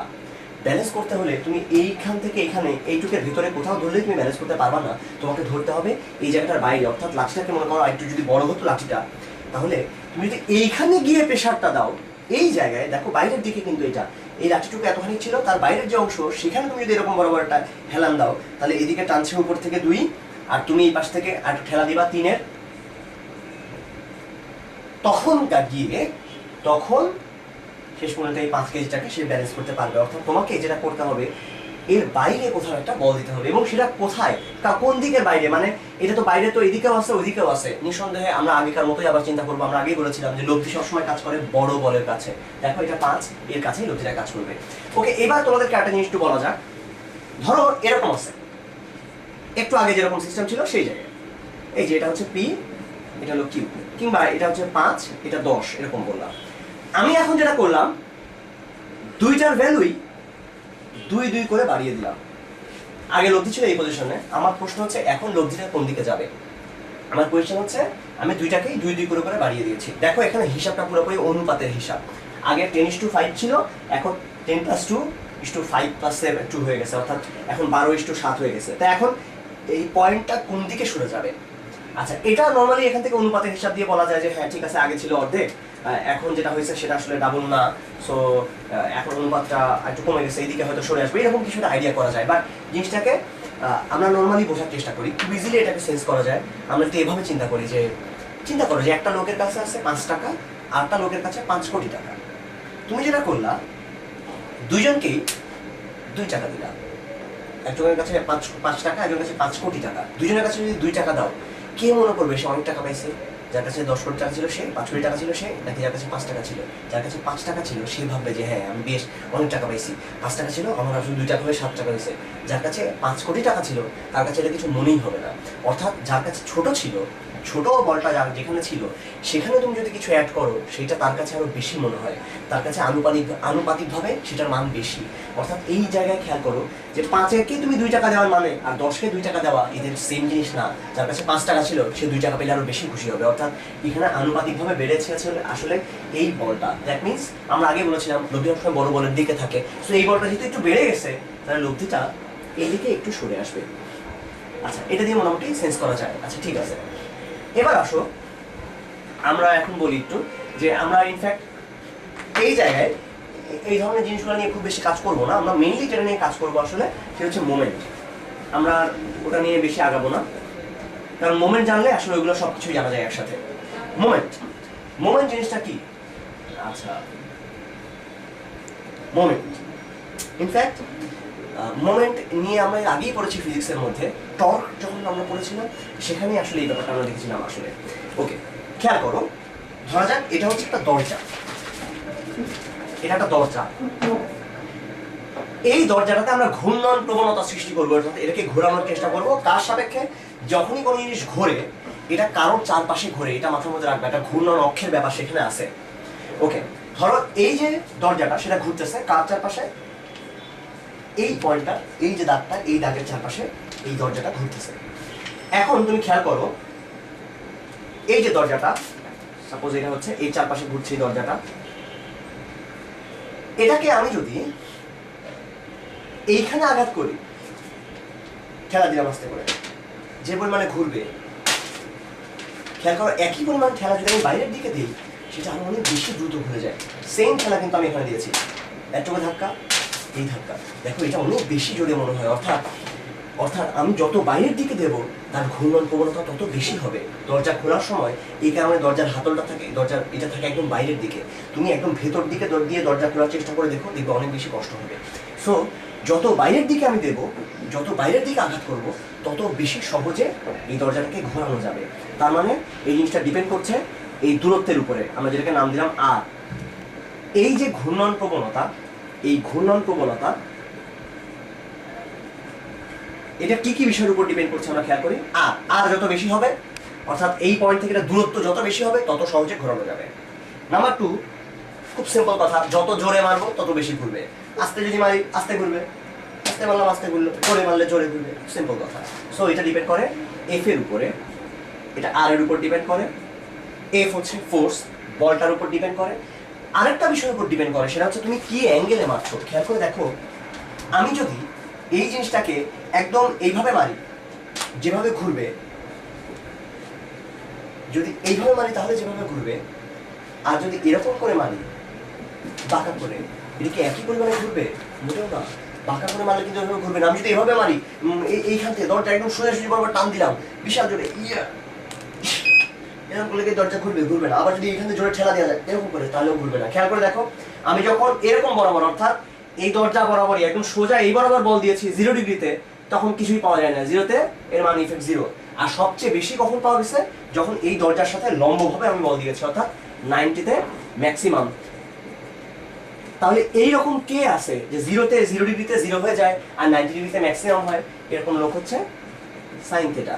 অর্থাৎ এখানে সাইন থিটার একটা ব্যাপার আছে, যে এই যে এখানে যে অ্যাঙ্গেলে তুমি মারবে তার সাইনের সাথে ব্যাপারটা রিলেটেড, অর্থাৎ ঘূর্ণন প্রবণতাটা সাইন থিটার উপরেও ডিপেন্ড করে। তাহলে যেগুলোর উপর ডিপেন্ড করলো সেগুলো কি কি? আর, এফ এবং সাইন থিটা, এই তিনটার উপরে জিনিসটা ডিপেন্ড করে। এখন এটাকে আরো সুন্দর করে একটু বলা যায় যে আর, এফ, সাইন থিটা ব্যাপারটা কিরকম। ওকে, এটা যদি আর হয়, আর আমি যদি এরকম ভাবে মারি, তাহলে এই অ্যাঙ্গেলটা হবে থিটা, এটাও হবে থিটা। খেয়াল করে দেখো, আমি যদি এখান থেকে একটা লম্ব টেনে নিই, যেটাকে নাম দেই ডি, এখান থেকে এই পর্যন্ত কিন্তু আর মনে রেখো, এটা হচ্ছে এফ বলটা। তাহলে খেয়াল করো, ডি বাই আর এটা হচ্ছে সাইন থিটা, ডি বাই আর হচ্ছে sine theta, that means D হবে আর সাইন থিটা। তার মানে এই যে ঘূর্ণন প্রবণতাটা, এটা দেখো এফ ইন্টু, এখানে ছিল আর সাইন থিটা, আর সাইন থিটার বদলে আমরা লিখতে পারি এফ ইন্টু ডি। ডি কি জিনিস? ডি হচ্ছে লম্ব দূরত্ব। তার মানে আমরা শেষ পর্যন্ত যেটা পেলাম, বল ইন্টু ঘূর্ণন বিন্দু থেকে বলের, ঘূর্ণন বিন্দু থেকে বলের লম্ব দূরত্ব। তাহলে বল ইন্টু লম্ব দূরত্ব, এটাই শেষ পর্যন্ত আমাদের ফর্মুলা দাঁড়ালো। এবং এই ফর্মুলাটাকে আমরা বলি, আসলে এই জিনিসটাকে আমরা বলি মোমেন্ট। এটাকেই টর্ক বলে, বলের মোমেন্ট হচ্ছে এই জিনিসটা। তাহলে এটা হচ্ছে বলের মোমেন্ট। ওকে, তাহলে মোমেন্ট কি দাঁড়ালো? বল ইন্টু লম্ব দূরত্ব। মাথার মধ্যে রেখো, আমাদের বল এবং লম্ব দূরত্ব নিয়ে কাজ করতে হচ্ছে, যেহেতু এই জিনিসটা সবসময় কাজে লাগবে। এটা তুমি যখন জানো, তখন অনেক কিছু তোমার কাছে অনেক বেশি ক্লিয়ার মনে হবে। দেখো, তুমি জানো যে ওকে, তাহলে এটা যদি এটা বল হয়, আর এটা যদি এরকম হয় যে এটার নাম দিলাম পি, এটার নাম কিউ, আর এখানে তার লব্ধি কাজ করছে, সাপোজ লব্ধিটা হচ্ছে আর। এবার তোমাদেরকে মনে করে দিই লব্ধি কি জিনিস ছিল। লব্ধি হচ্ছে সেই জিনিস সবার পরিবর্তে যে একাই কাজ করে, অর্থাৎ সবার ইফেক্ট সে একাই দেবে। সবাইকে সরাই দিয়ে তাকে একা রাখলে সেম জিনিসটা পাওয়া যাবে। এটা কিন্তু খুব ইম্পর্টেন্ট একটা ধারণা, যে লব্ধির কাজ হচ্ছে সবার পরিবর্তে সে একাই ওই কাজটা করতে পারে। যেমন এখানে আমরা ভেরিকরণের উপপাদ্য যেটা পাই, সেটা হচ্ছে এরকম, যে যদি কোনো একটা বিন্দুর চারপাশে সবগুলো বলের মোমেন্ট নেওয়া যায়, তাহলে সেটা হবে ওই বিন্দুর চারপাশে লব্ধির মোমেন্টের সমান। এটা কিন্তু খুব সিম্পল আইডিয়া। আমাদের লব্ধির আইডিয়াটাই এটা, লব্ধি এই কাজই এইটা, সবার পরিবর্তে সে একা কাজ করবে। অর্থাৎ মোমেন্টের ক্ষেত্রেও সবগুলো বলের মোমেন্টের যোগফল এটা পাওয়া যাবে লব্ধির একার মোমেন্টের সমান। তাহলে এখন আমরা দেখি যে এখানে, তাহলে দেখো যে কোনো বিন্দুর চারপাশে এদের এই বলগুলোর লব্ধির, এই বলগুলোর মোমেন্ট নিঃসন্দেহে লব্ধির মোমেন্টের সমান হবে। তো আমরা এক কাজ করি, লব্ধি যেখানে দাঁড়িয়ে আছে সেই পয়েন্টটা নিয়েই আমরা চিন্তা করি। এই পয়েন্টটা নিয়ে যদি আমরা চিন্তা করি তখন খেয়াল করো সবগুলো বলের মোমেন্ট কত হয় আগে। ওকে, একটা ব্যাপার আগে বলে নেওয়া হয়নি যে মোমেন্ট দুই রকম হতে পারে, পজিটিভ মোমেন্ট এবং নেগেটিভ মোমেন্ট। পজিটিভ কখন হবে? যখন ঘড়ির কাঁটার বিপরীতে ঘুরবে। কিরকম? ধরা যাক এই একটা বিন্দুটা এবং এখানে হচ্ছে আমাদের বলটা, এটা যদি বিন্দু হয় আর এটা যদি বল হয়, তখন এখান থেকে খেয়াল করে দেখো যে আমি যদি একটা দাগ, কাল্পনিকভাবে একটা দাগ এখানে চিন্তা করি, মনে করো এটাই হচ্ছে সেই লাঠিটা, আমাদের সেই দরজাটা, মনে করো এটা সেই দরজাটা ঘুরবে এটা চারপাশে, এই দাগটা আমরা নিজেরা মনে মনে টেনে নিয়েছি। এখন তুমি যদি এই বরাবর একটা বল দাও, তাহলে এই লাঠিটা কোন দিকে ঘুরবে? এদিক বরাবর বল দিলে, সোজা বল দিচ্ছি আমি কিন্তু ওইদিকে, তো লাইনটা ঘুরবে ঘড়ির কাঁটার বিপরীত দিকে, তখন আমরা এটাকে বলি যে এটা হচ্ছে ধনাত্মক মোমেন্ট। আর যদি এরকম হতো, এটা আছে এইদিকে, এটা এই বরাবর আসছে, তখন কি হতো? তখন তুমি নর্মালি দেখবা এটা আসলে তখনই দেখলেই বোঝা যাচ্ছে যে এটা হবে নেগেটিভ, অর্থাৎ ঋণাত্মক মুভমেন্ট হবে এটা, কারণ ঘড়ি কাঁটার দিকে ঘুরছে এটা। আরেকভাবে বলা যায় যে তুমি বলের উপর দিয়ে যদি হাঁটো, বলের উপর দিয়ে তুমি হাঁটবা, এই বলের দিক বরাবর তুমি যদি হাঁটো, তোমার হাতের বাম পাশে যদি বিন্দুটা থাকে তখন পজিটিভ। দেখো আমি যখন বলের দিক বরাবর হাঁটছি, এই যে আমি বলের উপর দিয়ে হেঁটে বেড়াচ্ছি, এই যে এখান দিয়ে বলের উপর দিয়ে আমি হেঁটে বেড়াচ্ছি, আর সময় দেখলাম যে এই দিকে হচ্ছে আমার বিন্দুটা, খেয়াল করছো যে বাম দিকে বিন্দু যদি থাকে তাহলে পজিটিভ। আচ্ছা, এইভাবে চিন্তা করা যায়। তো এখন আসো তাহলে আমরা এখানে দেখি, নিঃসন্দেহে এই জায়গায় সি এর চারপাশে আমি মোমেন্ট নিচ্ছি, নিঃসন্দেহে সবার মোমেন্টের যোগফল হবে লব্ধির মোমেন্টের সমান। তাহলে সি বিন্দুর চারপাশে কি হবে? সি বিন্দুর চারপাশে এই দুটো বলের মোমেন্ট, ওকে দেখি পি বলের মোমেন্ট হবে বল ইন্টু লম্ব দূরত্ব পি ইন্টু এসি, সি থেকে এটা লম্ব দূরত্ব হচ্ছে এসি। খেয়াল করে দেখো এটা ঘড়ি কাঁটার বিপরীতে আছে, এইদিকে ঘুরছে, সো এটা পজিটিভ, ঠিক আছে। প্লাস এই বলটা প্লাস কিউ ইন্টু বিসি, এটা কিন্তু মাইনাস, খেয়াল করে দেখো আসলে কেন মাইনাস, কারণ ঘড়ি কাঁটার দিকে, এটা equal to R into C থেকে সি এর লম্ব দূরত্ব 0, দ্যাট মিন্স তার মানে ডান পাশে কিন্তু 0ই হয়ে যাচ্ছে। লব্ধির চারপাশে, নিজের চারপাশে নিজের মানে মোমেন্ট কত হবে? এটা 0ই হবে সবসময়, কারণ ওখান থেকে তো লম্ব দূরত্ব 0 হয়ে যাচ্ছে, অর্থাৎ এই পয়েন্টে নাই। তার মানে লব্ধির উপরে যদি আমি দাঁড়িয়ে থাকি, খেয়াল করো এটা খুবই গুরুত্বপূর্ণ একটা কথা, আমি যদি লব্ধির উপর দাঁড়িয়ে থাকি, আমার চারপাশে সবগুলা বলের মোমেন্টের যোগফল হবে 0 নিঃসন্দেহে, কারণ সবগুলা বলের মোমেন্টের যোগফল আমার মোমেন্টের সমান, নিজের মোমেন্টের, কিন্তু নিজের মোমেন্ট কি এখানে 0, কারণ আমি নিজে লব্ধির উপর দাঁড়িয়ে আছি। সবগুলা বলের মোমেন্টের যোগফল লব্ধির মোমেন্টের সমান হবে, কিন্তু লব্ধির মোমেন্ট নিজেই 0, তার মানে সবগুলা বলের মোমেন্টের যোগফল হবে 0। দেখো এখানে সেই ঘটনাটাই ঘটছে, অর্থাৎ সেখান থেকে আমি পাবো পি ইন্টু এসি করবো কিউ ইন্টু বিসি, এটা আমরা আগেই জানতাম। সেই জিনিসটা আমরা দেখালাম যেটা মোমেন্ট দিয়ে খুব ইজিলি চিন্তা করা যায়। ইনফ্যাক্ট মোমেন্ট দিয়ে যেটা সুবিধা সেটা হচ্ছে যে এখানে মাত্র দুইটা বল নিয়ে কাজ করেছি আমরা, বাট মোমেন্ট নিয়ে যখন আমরা কাজ করব তখন কোটি কোটি বল সেখানে থাকলেও কোনো অসুবিধা নেই, আমরা তখন যে কোনো বিন্দুর চারপাশে আমরা চাইলে মোমেন্ট দিতে পারি। আচ্ছা ভাই, আমরা কি এখানে এটার চারপাশে মোমেন্ট দিতে পারতাম? অবশ্যই পারতাম। এখান থেকে ইচ্ছা মতো যে কোনো বিন্দুর চারপাশে তুমি চাইলে মোমেন্ট দিতে পারবা, তাহলে এখানে আর এবং কিউ এর মধ্যে তুমি রিলেশন বের করতে পারবা, অনেক কিছু এখান থেকে শেষ পর্যন্ত পাওয়া যাবে। আমরা যদি এ বিন্দুর চারপাশে এখানে মোমেন্ট নিতাম, তাহলে খেয়াল করে দেখো যে এ বিন্দুর চারপাশে সবার মোমেন্টের যোগফল তখন কি পাওয়া যেত? আসলে নিঃসন্দেহে যেটা পাওয়া যেত সেটা এরকম, এ বিন্দুর চারপাশে পি বলের মোমেন্ট পি ইন্টু 0, এ বিন্দুর চারপাশে কিউ বলের moment Q into A B, minus কেন করলাম বুঝতে পারছো? দেখো ঘড়ি কাঁটার দিকে, এটা equal to minus R into AC এর সমান হবে। অর্থাৎ এখান থেকে আমরা বলতে পারবো কিউ ইন্টু এ বি এটা আর ইন্টু এসি এর সমান। এটা আসলেই সত্যি কথা, এখানে কোনো ভুল নেই। আমরা এখান থেকে আর এর মানটাও চিন্তা করে বের করে ফেলতে পারবো। ইনফ্যাক্ট আর এর মানটা পি প্লাস কিউ হবে, এটা এখান থেকে প্রমাণ করা যেতে পারে। ওকে, এসো এবারে আমরা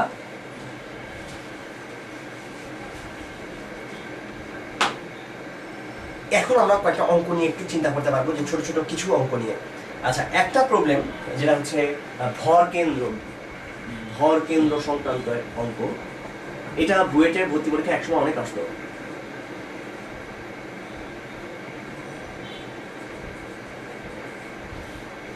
প্রশ্নটা ছিল এরকম যে একটা বৃত্ত আছে, একটা বৃত্ত না, তার চাকতি আছে, গোলাকার বৃত্তাকার একটা চাকতি, তার থেকে একটা বর্গাকৃতি অংশ কেটে ফেলা হয়েছে, পুরোটা বৃত্তাকার, তার থেকে এরকম বর্গ, এটা একটা বর্গের মতো চিন্তা করো, আমার ছবিটা ভালো হয় না দেখতে। ওকে, বর্গের মতো একটা অংশ, যেই বর্গের একটা কর্ণের প্রান্তবিন্দু আছে কেন্দ্রে এবং কর্ণের আরেকটা প্রান্তবিন্দু আছে পরিধির উপরে, এরকম একটা বর্গ অংশ কেটে নেওয়া হয়েছে। কেটে নেওয়া হলে তার ভর কেন্দ্রটা কতখানি সরে যাবে এটা। তো আগেই বলি ভর কেন্দ্র জিনিসটা কি। ভর কেন্দ্র হচ্ছে একটা বস্তু সেই বিন্দু যেখানে তার সমস্ত বলগুলা কাজ করে, এভাবে চিন্তা করা যায়। মানে এরকম করে বলি, যদি আমরা ভার কেন্দ্র দিয়ে চিন্তা করি, খেয়াল করো যে এটা যদি একটা চাকতি হয়, এটা একটা চাকতি সাপোজ, এই চাকতিটা, এই যে উদ্ভাস লেখা আছে এখানে, যে এই যে উদ্ভাস লেখাটা, এইটাকে একটা চাকতি চিন্তা করো, এই চাকতিটা, এই যে চাকতিটা, তার প্রত্যেকটা বিন্দু, এই চাকতি ধরে এরকম করে আছে, এই বিন্দুটা নিঃসন্দেহে একটা ওজন আছে যেটা কাজ করছে নিচের দিকে বা পৃথিবীর কেন্দ্রের দিকে। পাশের যে বিন্দুটা সেটাও কিন্তু এদিকেই কাজ করছে। অর্থাৎ এই দুটা মিলে আমরা একটা সমমুখী সমান্তরাল বল চিন্তা করতে পারি যে ওকে এই বলটা এইটা এরকম, এটা এরকম, অর্থাৎ এদের লব্ধিটা কোথায় কাজ করবে? মাঝখানে। চিন্তা করো তার পাশে আরেকটা বিন্দু আছে, তার সাথেও যদি এখন লব্ধি চিন্তা করি সেটা এরকম ভাবে হবে, তার জন্য লব্ধি পাওয়া যাবে মাঝখানে। তার সঙ্গে আরেকটা বিন্দু নিলাম, তার লব্ধি হবে এখানে। এমন করে করে দুইটা সবগুলা বিন্দু যখন আমি লব্ধি নেব, দেখবো সবগুলা লব্ধি যেই পয়েন্টে কাজ করছে সেই পয়েন্টটা হচ্ছে এই পয়েন্টটা, এবং এটাকেই আমরা বলি ভর কেন্দ্র। যে সবগুলো পয়েন্টের লব্ধি যেই পয়েন্টে কাজ করছে, সবার ওজন আসলে যেই বিন্দুতে কাজ করছে ওইটাকে বলা হয় আসলে ভার কেন্দ্র। আসলে এটাকে বলে ভার কেন্দ্র, যেখানে তার ওজনগুলো কাজ করছে। আচ্ছা, ভর কেন্দ্রের মধ্যে সামান্য ঝামেলা আছে। আপাতত পৃথিবীতে যখন আমরা চিন্তা করব পৃথিবীর কোনো বিন্দু নিয়ে, তখন আপাতত আমরা ভর কেন্দ্র নিয়ে আলাদা করবো না, দুইটা সেম জিনিস। আপাতত আমরা এখানে এই ঝামেলাটা না দিতে। ওকে, এবার দেখো, সো এখানে একটা বৃত্তের ভর কেন্দ্র কোথায় হয় এটা আমরা জানি, একদম মাঝখানে। একটা বর্গের ভর কেন্দ্র কোথায় হয় এটাও আইডিয়া করা যায়, এটাও একদম মাঝখানে। কিন্তু যখন একটা বৃত্তাকার চাকতি থেকে এইরকম বর্গের অংশটা কেটে ফেলে দেওয়া হবে, তখন এটা যে কোথায় যাবে সেটা দুম করে বলা যায় না। তো আগে বলে রাখি যে এই বৃত্তটা ব্যাস দেওয়া ছিল এ।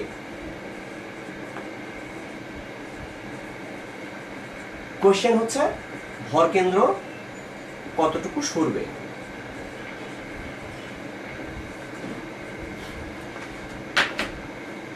আচ্ছা, তো এক কাজ করা যাক, আমি একটা ছবি আঁকি, যে ছবিটা দেখলে হয়তো অনেক কিছু আইডিয়া করা যাবে।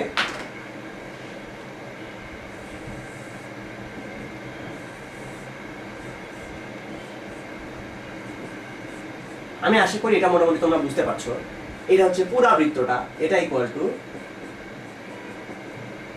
এখানে হচ্ছে এই অংশটুকু নাই, বৃত্তের এই অংশটা নাই, আর এটা হচ্ছে মানে এই যে বাকি অংশটা, সেই ফাঁকা পার্টটা আর কি। তাহলে দেখো এই দুইটা যোগ করলে এই অংশটা পাওয়া যায়, এটা মোটামুটি বোঝা যাচ্ছে, তাই না? আচ্ছা, ওকে, তাহলে এখন আমরা ধরি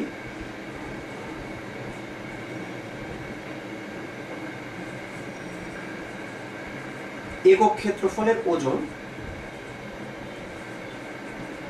W। খেয়াল করে দেখো এটা সব জায়গাতে কিন্তু সেম হবে। একক ক্ষেত্রফলের ওজন এটা এখানেও যা হবে, এখানেও তাই, এখানেও তাই, কারণ এই ম্যাটেরিয়াল তো সেম। সো একক ক্ষেত্রফলের ওজন সব জায়গাতে সেম হবে। তার মানে এখন মোট ওজন বের করতে হলে আমাকে এটাকে ক্ষেত্রফল দিয়ে গুণ করতে হবে। তো সেটা যদি করতে হয় তার আগেও কিছু কথা বলা দরকার আছে। দেখো এই পুরাটা হচ্ছে এই দুটা যোগফল, এটা তোমরা খেয়াল করেছো, তাই না? আচ্ছা, এই পয়েন্টটাকে একটা নাম দেওয়া যাক। ধরো এইটা হচ্ছে ও, এই সেই ও, আর এই পয়েন্টটা মনে করো এ, এখানে মনে করো সেটা এর মতো এরকম। ইনফ্যাক্ট নতুন যে লব্ধিটা হবে সেটা এদিকে সরে যাবে, ধরা যাক বি একটা বিন্দুতে। আমাদের টার্গেট হচ্ছে ও বি এর মান বের করা, কতখানি সরে গেছে। এই যে এখান থেকে আমি যে এই অংশটা কেটে ফেললাম, এর ফলে কতটুকু সরে গেল ভর কেন্দ্রটা, সেই জিনিসটা। অর্থাৎ আমার টার্গেট হচ্ছে ও বি এর মান বের করা। এসো জিনিসটাকে আরেকবার আমরা একটু একই জায়গায় এবার আঁকার চেষ্টা করি।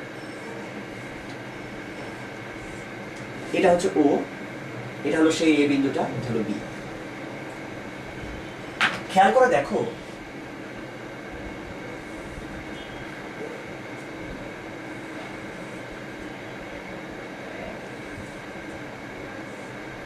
আমরা একটু আগে যে ছবিটা এঁকেছিলাম সেখানে পুরো বৃত্তটা যেটা ছিল, ধরো পুরো বৃত্তটা ধরলাম তার ওজন হচ্ছে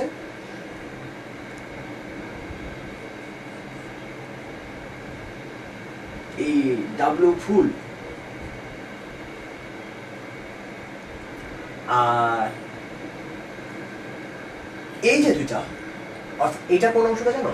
এটা হচ্ছে মাঝখানের এই বৃত্তাকার এই বর্গাকার যে চাকতিটা আছে, বর্গাকার অংশটা, ওইটুকু বাদ দিয়ে বাকি যে পার্টটা ছিল সেইটার যে অংশটা, অর্থাৎ বি। আমার টার্গেট কিন্তু ও বি এর মান বের করা, এটা মাথার মধ্যে রেখো।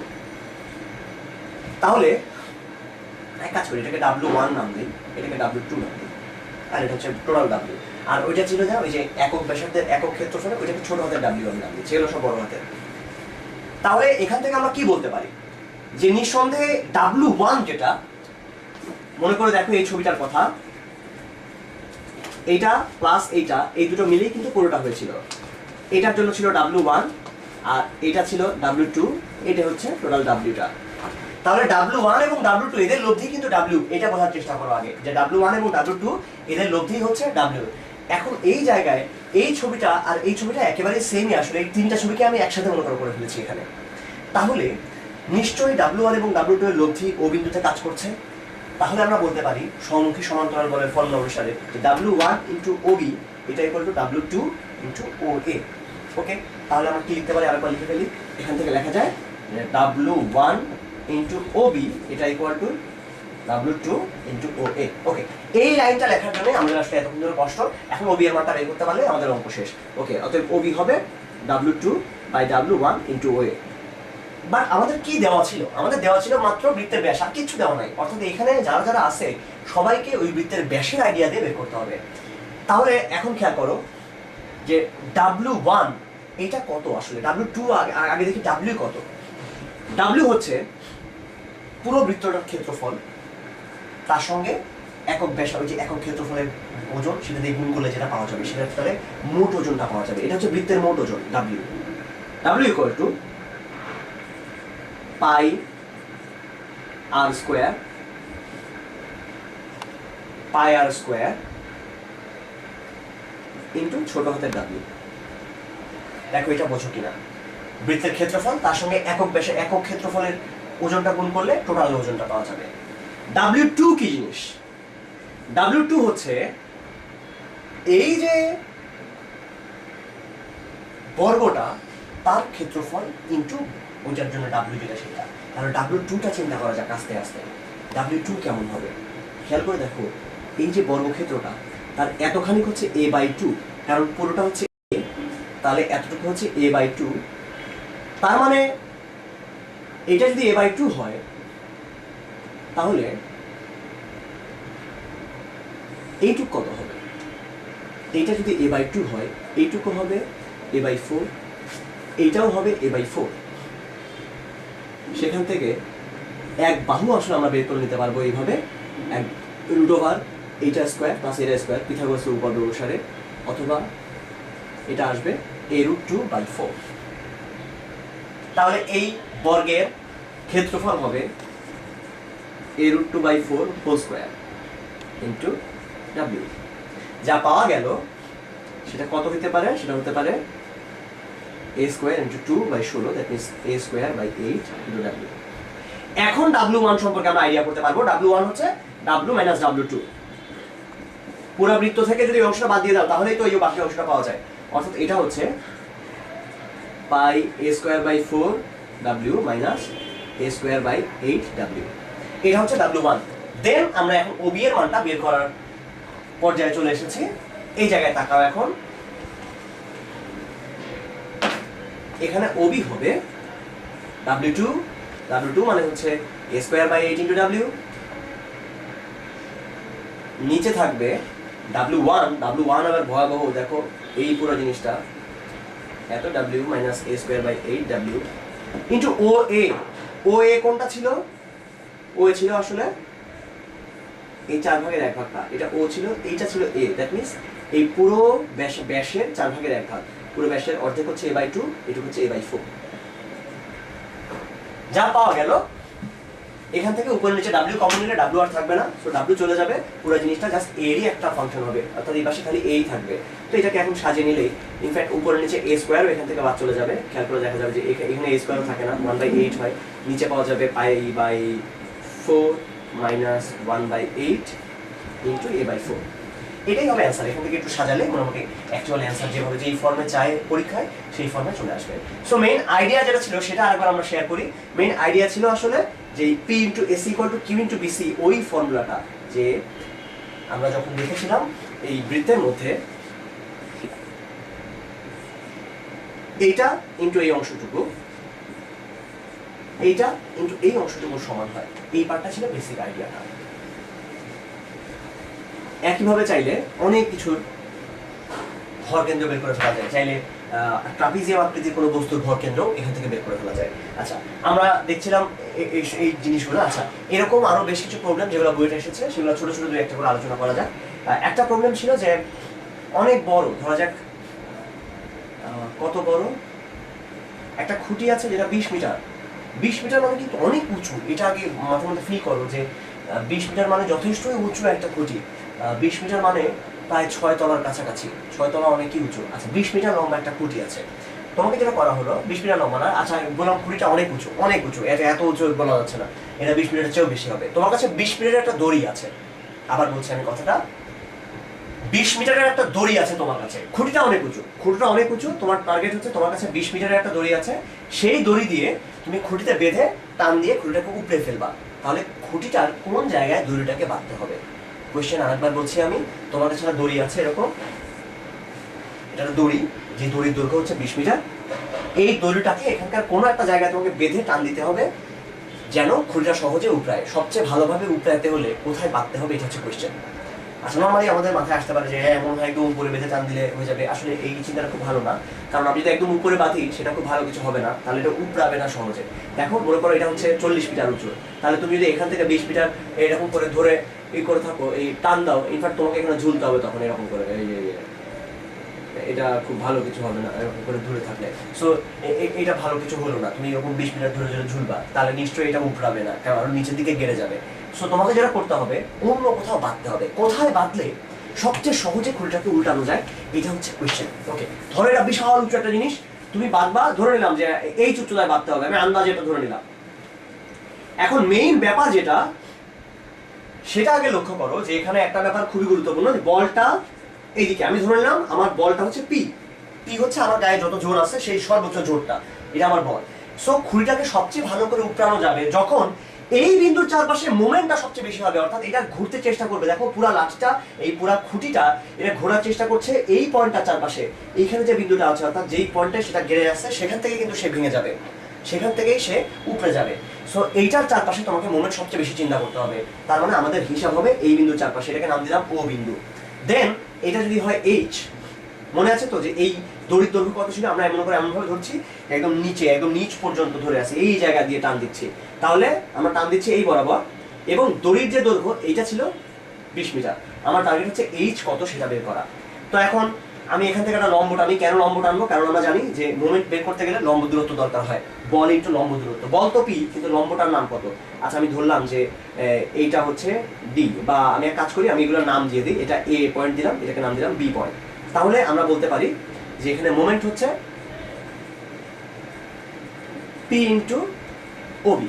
এখন পি হচ্ছে আমার গায়ের সর্বোচ্চ জোর, এটা মোটামুটি কনস্ট্যান্ট জিনিস, এর চেয়ে বেশি আমি পারবো না, আমি এটা দিয়ে রাখছি। তাহলে এখানে মোমেন্ট সবচেয়ে বেশি হতে গেলে তার মানে ওবি এর মানটা সবচেয়ে বেশি হতে হবে। এটা আগে ফিল করার চেষ্টা করো যে আমি যখন টান দিচ্ছি, পি এর মানটা নিয়ে আমার আর কিছু ভাবার নাই, এটা আমি সবচেয়ে বেশি জোর যত দেওয়া যায় সেটাই দিয়েছি।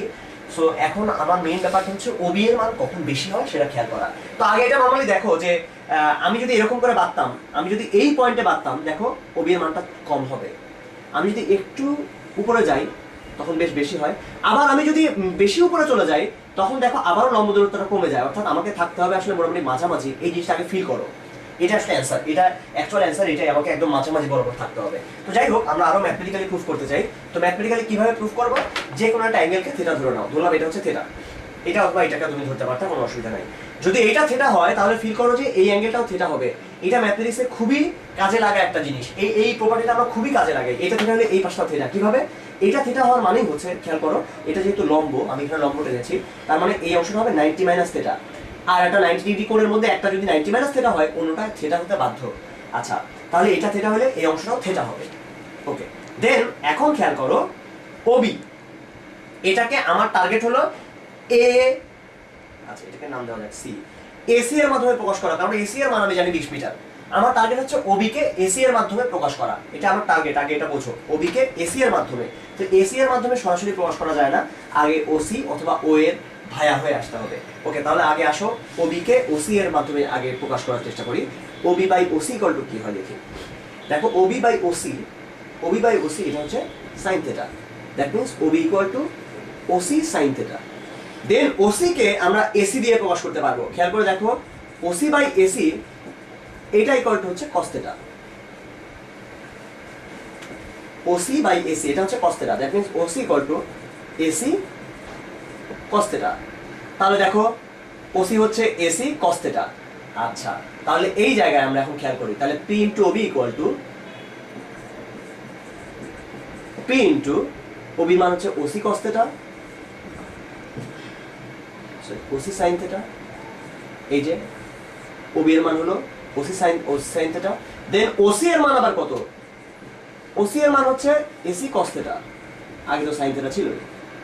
দেন এখান থেকে হাফ পি ইন্টু এসি এর মানটা বসাই দিলাম 20 two sine theta cos theta. Two sine theta cos থেটাকে আমরা একসাথে লিখতে পারি সাইন 2 থেটা। দ্যাট মিন্স পাওয়া গেল 10 পি সাইন 2 থেটা। এখন পি এর মান তো কনস্ট্যান্ট, পি নিয়ে আমরা চিন্তা করছি না। তাহলে এই জিনিসটার মান কখন সবচেয়ে বেশি হবে? যখন সাইন টুয়াইস থেটার মান সবচেয়ে বেশি হয়। সাইন টুয়াইস থেটার মান কখন সবচেয়ে বেশি হয়? সাইন টুয়াইস থেটার সর্বোচ্চ মান হতে পারে 1, কারণ সাইনের সর্বোচ্চ মানই হয় 1। এটা কখন হবে? সাইন টুয়াইস থেটা যখন সাইন 90 ডিগ্রি সমান হবে, দ্যাট মিন্স থেটার মান হতে হবে 45 ডিগ্রি। তার মানে থেটা 45 ডিগ্রি হতে হবে, যেটা আমরা আগে আইডিয়া করেছিলাম। এটা 45 ডিগ্রি হলে দেখা সমান সমান ভাবে দুইটা পাশে থাকবে, তখনই এই দূরত্বটা সবচেয়ে বেশি হবে। এবং থেটা যখন 45 ডিগ্রি, তখন এইচ আসলে এই ওএ ওসি এই পার্টগুলো আসলে সমান হয়ে যাবে। তার মানে আমরা এখান থেকে এখন বের করে ফেলতে পারবো খুব ইজিলি যে তার মানে আমার ওএটা কত হতে হবে। আমরা জানি ওএ বাই ওসি, এটা সেই সময় হবে sine 45 degree. That means OA হবে ওসি সাইন 45 ডিগ্রি 10√2। এই ধরনের অঙ্কে সবসময় অ্যান্সার হয় যেটা দেওয়া আছে, এই 20 যে মিটার বলা ছিল সেটা বাই √2, এটা সবসময় অ্যান্সার হয়। এটা মনে রাখাটাও সোজা, মনে রাখলে পরবর্তীতে হয়তো এমসিকিউতে অ্যান্সার করার সময় এটা সহজে হেল্প করতে পারে।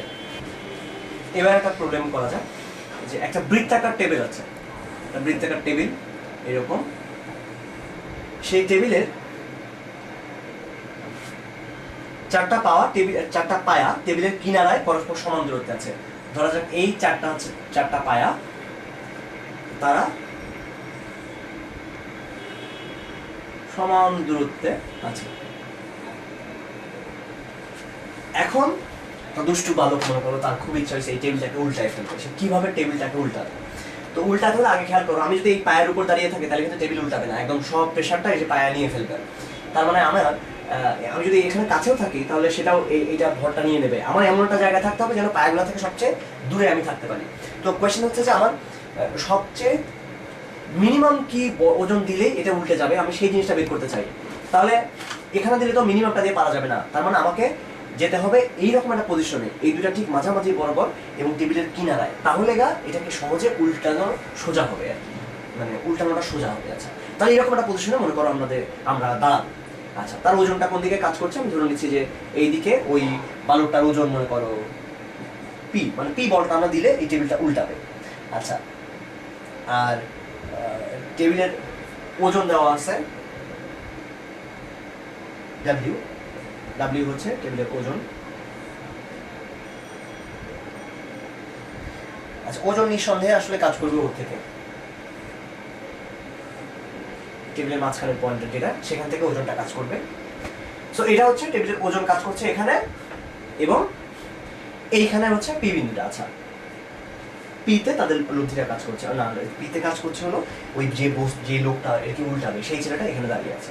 তো এখন মানে ব্যাপারটা এরকম যে এই হচ্ছে সেই টেবিলটা এইরকম বরাবর ওজনটা কাজ করছে, আর এইখানে দাঁড়িয়ে একজন এটাকে উল্টানোর চেষ্টা করছে। এখন কি হবে? তো এই অবস্থায় খেয়াল করে দেখো যে এখানে যখন সে দাঁড়িয়ে আছে তার ওজনগুলো কে নেওয়ার চেষ্টা করবে? ওজনগুলো নেওয়ার চেষ্টা করবে এইটা আর এটা, অর্থাৎ এই দুইটা খুঁটি নেওয়ার চেষ্টা করবে। দ্যাট মিনস এই দুইটা খুঁটি মোটামুটি সমান ভাগে যদি ভাগ করে নেয়, তাহলে এই জিনিস দুইটা অর্থাৎ এই পি বলটা এদের মাঝখান দিয়ে আসলে ঠিক এই পয়েন্টটা, অর্থাৎ এদের দুজনের যে মাঝ পয়েন্টটা, সেই পয়েন্ট দিয়ে আলটিমেটলি সেটা ওজনটা কাজ করবে। আমরা তার মানে এই বিন্দুর চারপাশে সমস্ত কিছুর মোমেন্ট নিয়ে আলোচনা করতে চাই। এখন সি বিন্দুর চারপাশে নিয়ে তুমি চিন্তা করো, যখন ভারসাম্যে থাকবে তখন কি হবে? ভারসাম্যে যখন থাকবে নিঃসন্দেহে তখন ডাব্লিউ ইন্টু ওসি এটা ইকুয়াল টু, এটাকে আমি যদি দিই আমি এ, পি ইন্টু এসি হবে যখন ভারসাম্যে থাকবে, তখন ডাব্লিউ ইন্টু ওসি এটা পি ইন্টু এসি এর সমান হবে। আচ্ছা, কারণ ডাব্লিউ ইন্টু ওসি এটা হচ্ছে এই পয়েন্টের চারপাশে মোমেন্ট আর এটা চারপাশে এখানে মোমেন্ট। কিন্তু যখন ভারসাম্যে থাকবে না তখন কি হবে, তখন এই পার্টটা বড় হতে হবে। এই মোমেন্টটা যদি বেশি বড় হয়ে যায়, অর্থাৎ পি ইন্টু এসি এই পার্টটা নিঃসন্দেহে ডাব্লিউ ইন্টু ওসি থেকে বড় হতে হবে, তখনটা এটা উল্টানোর চেষ্টা করবে। তো এখন এইবার হচ্ছে হিসাব করার পালা। তার মানে পি বলটা কেমন হতে হবে, এটা হতে হবে W into OC by AC. তাহলে ওসি এসি এগুলোর মধ্যে এখন সম্পর্ক করা যাক। খেয়াল করে দেখো, আমি যদি বলি এইটুকু হচ্ছে, সাপোজ এখানে নাম দিলাম বি, ও বি যেটা সেটা আর ও এ, এই দুটো নিশ্চয়ই সমান পরস্পর। এখন তাহলে কি পাওয়া যাচ্ছে, আমার টার্গেট হচ্ছে এসি এর মানটা বের করা। আচ্ছা, দেন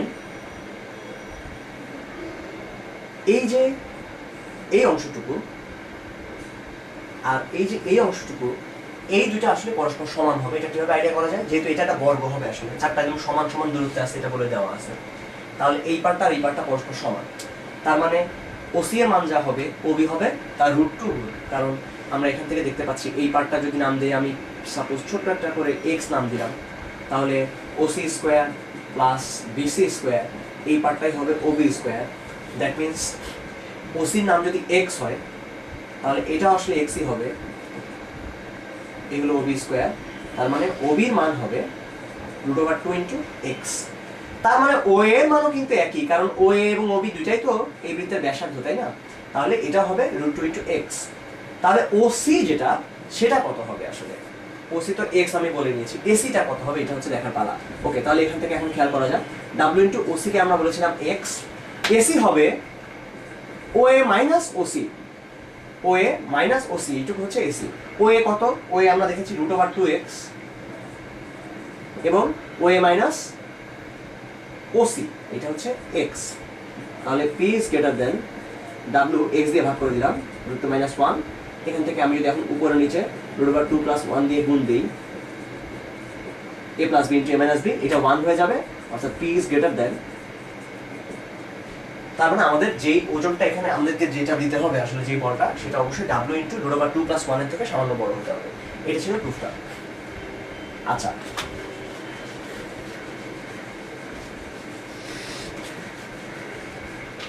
এবার এসো,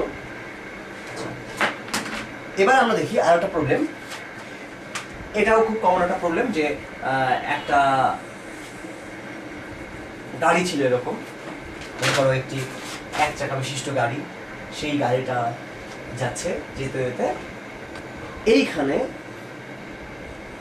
একটা প্রতিবন্ধকতা, একটা ইট আছে এরকম মনে করো, সাপোজ এরকম একটা ইট। তো ইটের উচ্চতা কত, ইটের উচ্চতা হচ্ছে এইচ, এটার ওজন ছিল ডাব্লিউ, এবং এর আর ছিল, ব্যাসার্ধ ছিল আর। ওকে, এই অবস্থায় শর্ত হচ্ছে তুমি শুধু এই পাশ থেকে ঠেলতে পারবা, অর্থাৎ এরকম করে এই দিক থেকে ঠেলে উপরে উঠাতে পারবা না, সোজাসুজি যদি সামনের দিকে ঠেলো তোমাদেরকে তুমি দিতে পারবা এইরকম বরাবর একটা বল। তাহলে এই পি বলের মানটা কেমন হলে তুমি এই বাধাটাকে অতিক্রম করে উল্টায় যেতে পারবা, এটা হচ্ছে কোয়েশ্চেন। অর্থাৎ তোমার পি বলের মানটা কত হতে হবে মিনিমাম, যাতে তুমি এই বাধাটা উল্টায় যেতে পারো। এখন খেয়াল করো যে সে যখন উল্টাবে, ঘুরবে, কোন পয়েন্টের চারপাশে ঘুরবে, নিঃসন্দেহে এই পয়েন্টের চারপাশে ঘুরবে। তাহলে এক কাজ করা যাক, এটাকে নাম দিলাম ও, ও এইটাকে নাম দিলাম এ। তো এখন এখান থেকে এই পর্যন্ত এটা নিশ্চয়ই আর হবে। আচ্ছা, আর আমরা যেদিকে বল দিচ্ছি বলটা হচ্ছে এইদিকে পি। দেন কিছু ব্যাপার লক্ষণীয়, যে এইখানে খেয়াল করো, এই জায়গাটাতে আমার এই যে এ বিন্দুর চারপাশে আসলে আমাদেরকে মোমেন্ট দিতে হবে। অর্থাৎ এই বস্তুটা যখন উল্টে যাবে তখন তাকে বাধা দিচ্ছে কে, আসলে বাধা দিচ্ছে আসলে এই ও বরাবর যে ডাব্লিউ বলটা কাজ করছে সেইটা। তার মানে এই চাকাটা ঘুরে যেতে পারবে তখনই যদি এ বিন্দুর চারপাশে, যদি এ বিন্দুর চারপাশে পি বলের মোমেন্ট, এ বিন্দুর চারপাশে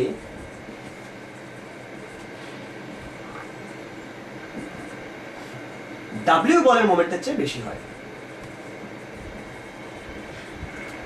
ও বাধা দিচ্ছে, ও ঠেলছে।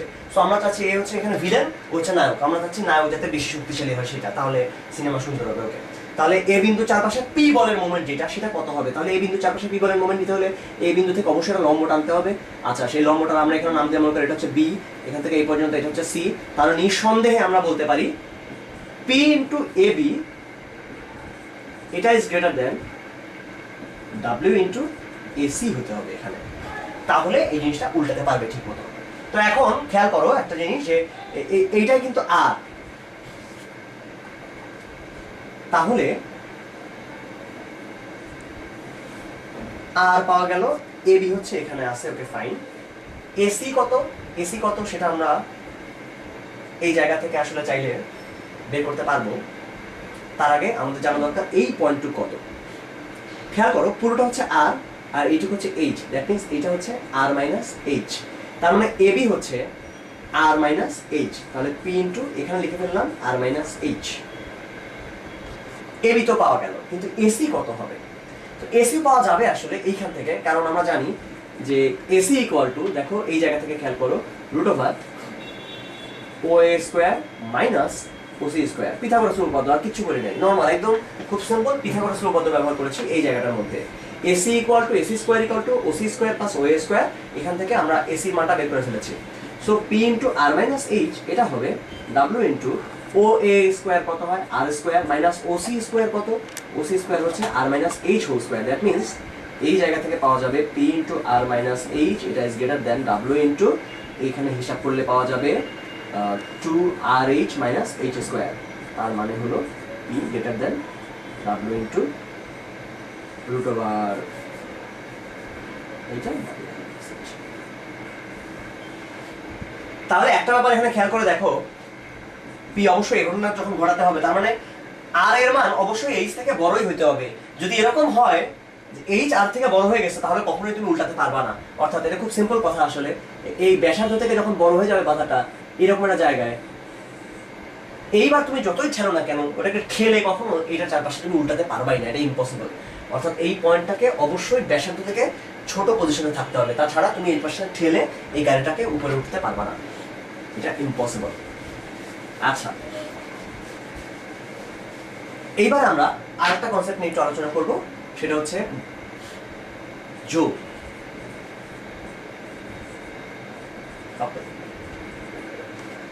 আচ্ছা, জোর কিরকম জিনিস, যে ধরো দুইটা বল আছে, এটা বেশ সুন্দর জিনিস, এইভাবে দেখে তো মজা, এরকম টাইপের একটা ব্যাপার, যে এইখানে একটা বল আছে, এখানে আরেকটা বল আছে, দুইটা বলের মানই একসঙ্গে সমান, এটা পি বল এটাও পি বল, এবং তারা পরস্পর সমান্তরাল। এই রকম যদি অবস্থা হয় তখন কি হবে? আগে এটা বোঝো যে এরকম দুইটা বল যদি কারোর উপর ক্রিয়া করে তাহলে সেখানে কোনো লব্ধি বল থাকবে না, কারণ দুইটারই মান সমান এবং বিপরীতমুখী, কোনো লব্ধি বল থাকবে না। কোনো লব্ধি বল যদি কোনো জায়গায় না থাকে তাহলে কি বস্তুটা স্থির থাকবে? উত্তর হচ্ছে না। লব্ধি বল না থাকলে যে একটা বস্তু স্থির থাকবে এটা ঠিক না। লব্ধি বল না থাকলেও সেখানে ভ্রামক থাকতে পারে, এবং ভ্রামক থাকলে সেই জিনিসটা তখন ঘুরবে, সেটা শুধু ঘুরবে কিন্তু আগাবে না। যেমন এরকম একটা জায়গায় মনে করো আছে, তুমি এখানে দুই পাশে বল দিয়েছো, দিলে যেটা হবে সেটা এরকম করে করে ঘুরতে থাকবে, সে ঘুরবে কিন্তু এই জায়গা থেকে আগাবে না, এরকম করে সরবে না। আমরা আগে বলেছিলাম যে স্থিতিবিদ্যার মধ্যে মেনলি দুইটা পার্ট আছে আসলে, যেটা নিয়ে আমরা যখন সমতলীয় বল নিয়ে কাজ করি তখন একটা কাজ হচ্ছে এটাকে সরানো, যেটা করে লব্ধি বল, এবং আরেকটা কাজ হচ্ছে কি ঘোরানো, যেটা করে মোমেন্ট। সো এখানে আসলে শুধুমাত্র মোমেন্টটুকুই আছে, মোমেন্টটুকু আছে, কোনো লব্ধি বল নেই। অর্থাৎ আমরা যদি কখনো কোথাও দেখি যে কোনো জিনিস ঘুরতেছে কিন্তু ওখান থেকে নড়ে যাচ্ছে না, তখন আমরা বুঝি সেখানে শুধুমাত্র মোমেন্ট কাজ করছে, সেখানে লব্ধি বল শূন্য। যেরকম ফ্যান যখন ঘুরছে তখন খুব ইজিলি বলা যায় যে সেখানে আসলে লব্ধি বলটা, ওখানে কোনো লব্ধি বল নেই, যে কারণে ফ্যানটা স্থির হয়ে আছে। যদি লব্ধি বল থাকতো তাহলে সেই রকম করে ফ্যানটা একবার নিচে আসতো, একবার উপরে আসতো, এরকম মুভ করতো। সো লব্ধি বল সেখানে নাই, সেখানে শুধুমাত্র ঘূর্ণন আছে, একটা মোমেন্ট আছে। আচ্ছা, এই অবস্থাটাকেই আমরা কাপলের সাথে তুলনা করতে পারি বা জোরের সাথে। যত জায়গায় আমরা দেখবো যে লব্ধি বল নাই, লব্ধি বল নাই কিন্তু কিছু একটা হওয়ার কথা, তখন বুঝবো সেখানে আসলে ঘূর্ণন আছে, এবং সেখানে সেটাকে কাপলের সাথে তুলনা করা যাবে। যেমন আমরা এটার দিকে একবার তাকাই, আমরা জানি যে ত্রিভুজের তিনটা বাহু বরাবর মানে এবং দিকে একই ক্রমে যদি তিনটা বাহু ক্রিয়ারত, মানে তিনটা বল ক্রিয়ারত থাকে, তাহলে তাদের লব্ধি হয় শূন্য। নিঃসন্দেহে এটা লব্ধি হবে শূন্য। বা তুমি নিজে চিন্তা করো যে একটা ত্রিভুজ, এরকম একটা ত্রিভুজ, একদম তুমি ত্রিভুজ কেটে নিয়েছো, তারপরে এই একই সময় এদিকে এদিকে আর এদিকে তুমি যখন বল দিয়েছো, সে চুপচাপ বসে থাকবে? মোটেও না, সে বসে থাকবে না, ইনফ্যাক্ট সে স্থির থাকবে না। তার লব্ধি শূন্য হওয়ার মানে সে স্থির থাকা না, সে তখন ঘুরবে, অর্থাৎ সেখানে একটা মোমেন্ট থাকবে। এবং এই জিনিসটাকেও আমরা এক্স্যাক্টলি একটা কাপলের সাথে অর্থাৎ একটা জোরের সাথে তুলনা করতে পারবোই। সো মাথার মধ্যে রাখো, যেখানে আমরা দেখবো বলের লব্ধি শূন্য, আমরা সেখানে খেয়াল করব যে সেখানে কাপল আছে কিনা, অর্থাৎ কোনো মোমেন্ট আছে কিনা। যদি মোমেন্ট থাকে সেটাকে কাপলের সাথে তুলনা করা যাবেই, কারণ এখানে আলটিমেটলি এই পুরো জিনিসটাকে আমি খালি বলতে পারবো হয়তো যে 20 নিউটন মিটার, এই জাতীয় কিছু একটা জিনিস আমি বলতে পারবো। আচ্ছা, এবার এখানে খেয়াল করো, এই যে জিনিসটা ও কি কাজ করে, ওর কাজ হলো ঘুরানো, আর কোনো কাজ নেই। এটা যদি হয় 10 নিউটন এবং এদের মাঝখানকার দূরত্ব যদি হয় 5, তখন এই কতটুকু ঘুরাবে এটা চিন্তা করতে হলে তুমি এখানকার পৃথিবীর যে কোনো পয়েন্টের চারপাশে তুমি এদের মোমেন্ট নিয়ে দেখো, তাহলে তুমি বুঝবা যে মোট সে কতটুকু মোমেন্ট দেয়। ধরো আমি আন্দাজে একটা বিন্দু নিলাম, এই বিন্দুটা, আচ্ছা এই বিন্দুটার চারপাশে মোমেন্ট কত হবে? ওকে, তাহলে এই বিন্দুর নাম দিলাম এ। আচ্ছা এদেরকে আরো নাম দেওয়া যাক। আচ্ছা এটাকে নাম দিলাম ও, সাপোজ এটাকে নাম দিলাম এ, এটাকে নাম দিলাম বি। তাহলে ও বিন্দু চারপাশে এদের মোট মোমেন্ট কত এটা দেখতে চাই আমি। ওকে, ও বিন্দু চারপাশে 10 এর মোমেন্ট হচ্ছে 10 ইন্টু ও এ, কারণ আমরা জানি বল ইন্টু লম্ব দূরত্ব। আচ্ছা খেয়াল করে দেখো, এটা কিন্তু মাইনাস, কারণ ঘড়িটাটা দিকে ঘুরছে, প্লাস এর জন্য আসবে 10 ইন্টু এ বি। তাহলে যেটা দাঁড়ালো সেটা খেয়াল করো, 10 কমন নিলে পাওয়া গেল A B minus O A. That means এখান থেকে পাওয়া যাবে, আচ্ছা এটা ও বি হবে, ও থেকে বি পর্যন্ত, O B minus O A, that means 10 into A B. খেয়াল করে দেখো 10 into A B, A B হচ্ছে এদের মধ্যবর্তী লম্ব দূরত্বের মানটা। তার মানে এই যে এই ফর্মটার দিকে তুমি তাকাও, এটা যদি পি হতো, এখানেও যদি পি থাকতো, তখন এখানে আমরা পি লিখতাম, এখানে পি লিখতাম, এখানে পি লিখতাম, এখানেও পি থাকতো, এবং শেষ পর্যন্ত যেটা দাঁড়াতো সেটা হচ্ছে পি ইন্টু এ বি। তার মানে এটা ওর উপর ডিপেন্ড করে না, ও যেখানেই হোক না কেন এইখানে total মোমেন্টটা P into A B হবে সবসময়। সো তার মানে এই জিনিসটার মোমেন্ট যেটা, সেটা আসলে সবসময় ফিক্সড, যে কোনো বিন্দুর চারপাশে এদের মোমেন্টটা সবসময় সেম হবে। অর্থাৎ ওর কাজ হচ্ছে খালি ঘোরানো, ও নড়ায় চড়ায় না, ও কোনো নড়াচড়া করতে পারে না, ও খালি ঘোরায়। আচ্ছা, ও আর যেটা করতে পারে সেটা হচ্ছে লব্ধির স্থানকে সরাই দিতে পারে। অর্থাৎ ধরো এরকম একটা ছিল যে এরকম করে অনেকগুলা সিস্টেম ছিল, এই যে একটা লব্ধি কাজ করছিল, সাপোজ এরকম করে একটা পজিশনে, তুমি যদি এখানে একটা আনকোরা একটা ঘূর্ণন এক্সট্রা দিয়ে দাও, অর্থাৎ এখানে তুমি একটা কাপল এখানে এক্সট্রা সংযোগ করে একটা জোর দিয়ে দিলা, তাহলে যেটা হবে এই পুরো জিনিসটার যে লব্ধি ছিল তার মোট মান কোনো চেঞ্জ হবে না, লব্ধির মান সেম থাকবে, শুধুমাত্র লব্ধিটাকে সে সরাই দেবে একটু, আর কিছু না। ও লব্ধিকে সরাতে পারে, বাট পুরো বস্তুটাকে সরাই দিতে পারে না, ও এরকম কোনো কাজই করতে পারে না আসলে, অর্থাৎ ওখানে ওর কোনো লব্ধি বল নাই। আচ্ছা এবার দেখো, আমাদেরকে মাঝে মাঝে এই টাইপের প্রমাণ করতে বলে যে দেখাও যে এরকম একটা চতুর্ভুজ দিয়ে দিল, একটা বর্গক্ষেত্রের 4টা বাহু আছে, এ বি সি ডি, এই বরাবর 2 নিউটন বল কাজ করছে, এই বিডি বরাবর 5√2 মানের 2টা বল কাজ করছে, এই দিক বরাবর 3 নিউটন বলের কাজ করছে, এই দিক বরাবর 2 নিউটন, আর এদিক বরাবর 7 নিউটন বল কাজ করছে। দেখাও যায় এরা সবাই মিলে একটা কাপল তৈরি করে। আচ্ছা তখন আমরা কিভাবে দেখাতে পারি? আইডিয়া খুব সিম্পল, আমাদের টার্গেট হচ্ছে দুইটা করে কাপল দেখানোর চেষ্টা করা। তো নর্মালি খেয়াল করো যে এই যে 5√2 আছে, এটাকে আমরা আসলে ভেঙে নিতে পারি। দেখো এই 5√2 কোন দিকে আছে, এটা যদি প্রশ্ন করা হয় আমরা কি বলবো? ডান দিকে আর উপরের দিকে আছে। দেখো এইদিকে যাওয়া মানে হচ্ছে ডানে যাওয়া আর উপরে যাওয়া, তার মানে এর আসলে দুইটা পার্ট আছে, খুব সিম্পল কথায়, ডানে একটা পার্ট আছে, উপরে একটা পার্ট আছে। তো এটা যদি হয় 5√2, তখন তুমি খেয়াল করো এটাকে যদি দুইটা পার্টে ভাঙা যায়, এইদিকে হবে 5√2 cos θ, cos কত ডিগ্রি, যদি বর্গক্ষেত্র হয় তাহলে এটা 45 ডিগ্রি, দেন এটা পাওয়া যাবে আসলে 5√2 ইন্টু 1/√2, দ্যাট মিনস এর মান হবে 5, এবং এদিকেও পাওয়া যাবে 5, কারণ cos 45 এর মানও সেম। তাহলে তাকাও যে 5√2 কে ভাঙলে আমরা জাস্ট দুইটা মান পাবো 5, 5। এটা সবচেয়ে গুরুত্বপূর্ণ আইডিয়া। √2 কে ভাঙলে 1, 1 পাওয়া যায়, 5√2 কে ভাঙলে 5, 5 পাওয়া যায়, 6√2 কে ভাঙলে 6, 6 পাওয়া যায়। দেখবে এখানে যতগুলো অঙ্ক আছে সব জায়গায় √2 দেওয়া আছে, এই কারণে এটা দেওয়া আছে। তাহলে খেয়াল করো এই যে 5√2 ছিল, এটাকে ভেঙে আমি দুইটা পার্টে করতে পারবো, কোন দিকে? ডান দিকে আর উপরের দিকে। ডানে 5 উপরে 5, এই দুটো এখন আমরা দিয়ে দেবো। এই 5√2 কে সরিয়ে ডানে 5 এবং উপরে 5 দেবো। খেয়াল করো ডানে যদি আমি 5 দেই, আগে ছিল 2, আরো 5 দিলে এখানে মোট হবে 7। এবার এদিকে দেবো 5, উপরে দেবো 5। দেখো আগে নিচে ছিল 2, উপরে তুমি দিলা 5, তাহলে মোট আসলে উপরে হলো 3। নিচে ছিল 2, উপরে দিয়েছো 5, দ্যাট মিন্স উপরে হবে 3। এখন তাকায় দেখো যে 7 আর 7 এরা দুজন মিলে সুন্দর একটা কাপড় তৈরি করেছে, 3 আর 3 এরা দুজন মিলে সুন্দর একটা কাপড় তৈরি করেছে। আগে 7 জন্য হিসাবটা করো, ঘড়ি কাঁটার বিপরীত দিকে আছে, সো এটা হবে +7 ইনটু এদের যে বর্গের এই এ মনে করো বর্গক্ষেত্রের বাহুটার দৈর্ঘ্য। তারপরে দেখো এরা আবার ঘড়ি কাঁটার বিপরীতে আছে, -3 ইনটু এ, সো এটা হবে 4 ইনটু এ, যেখানে এ হচ্ছে এই বর্গটা দৈর্ঘ্য। এটি হচ্ছে এখানকার টোটাল মোমেন্টটা। ইনফ্যাক্ট দেখো যখন আমরা এরকম পাচ্ছি এর মানে কিন্তু দেখো এরা দুজন কাপড় তৈরি করে, এরা দুজন কাপড় তৈরি করে, তার মানে এই যে পুরো জিনিসটা এই সিস্টেমটার মধ্যে কোনো লব্ধি বল নাই, এটা শেষ পর্যন্ত একটা কাজই করে, সেটা হচ্ছে ঘোরানো, ওখানে ঘুরাতেই পারে। এরকম অনেক ক্ষেত্রে হতে পারে যে ধরো তুমি একটা পঞ্চভুজ বা ষড়ভুজ ষষ্ঠভুজ যেমন খুশি নাও, যদি এরকম কিছু বল নিয়ে তুমি কাজ করো, একই ক্রমে তুমি বল নিয়ে কাজ করছো এবং মানে এবং দিকে দুইটা প্রকাশ করছে এই বর্গক্ষেত্রে এই বাহুগুলা দিয়ে, অর্থাৎ এই ষড়ভুজের বাহুগুলা দিয়ে সে মানে এবং দিকে প্রকাশিত হচ্ছে, তাহলে সেই অবস্থায় তুমি নিশ্চিত থাকতে পারো, পুরো নিশ্চিত থাকতে পারো যে এটা মিলে একটা জোর তৈরি করবে, যে এখানে কোনো লব্ধি বল থাকবে না, শুধুমাত্র একটা ঘূর্ণন থাকবে। ওকে, আমাদের বেসিক আলোচনা এই পর্যন্ত।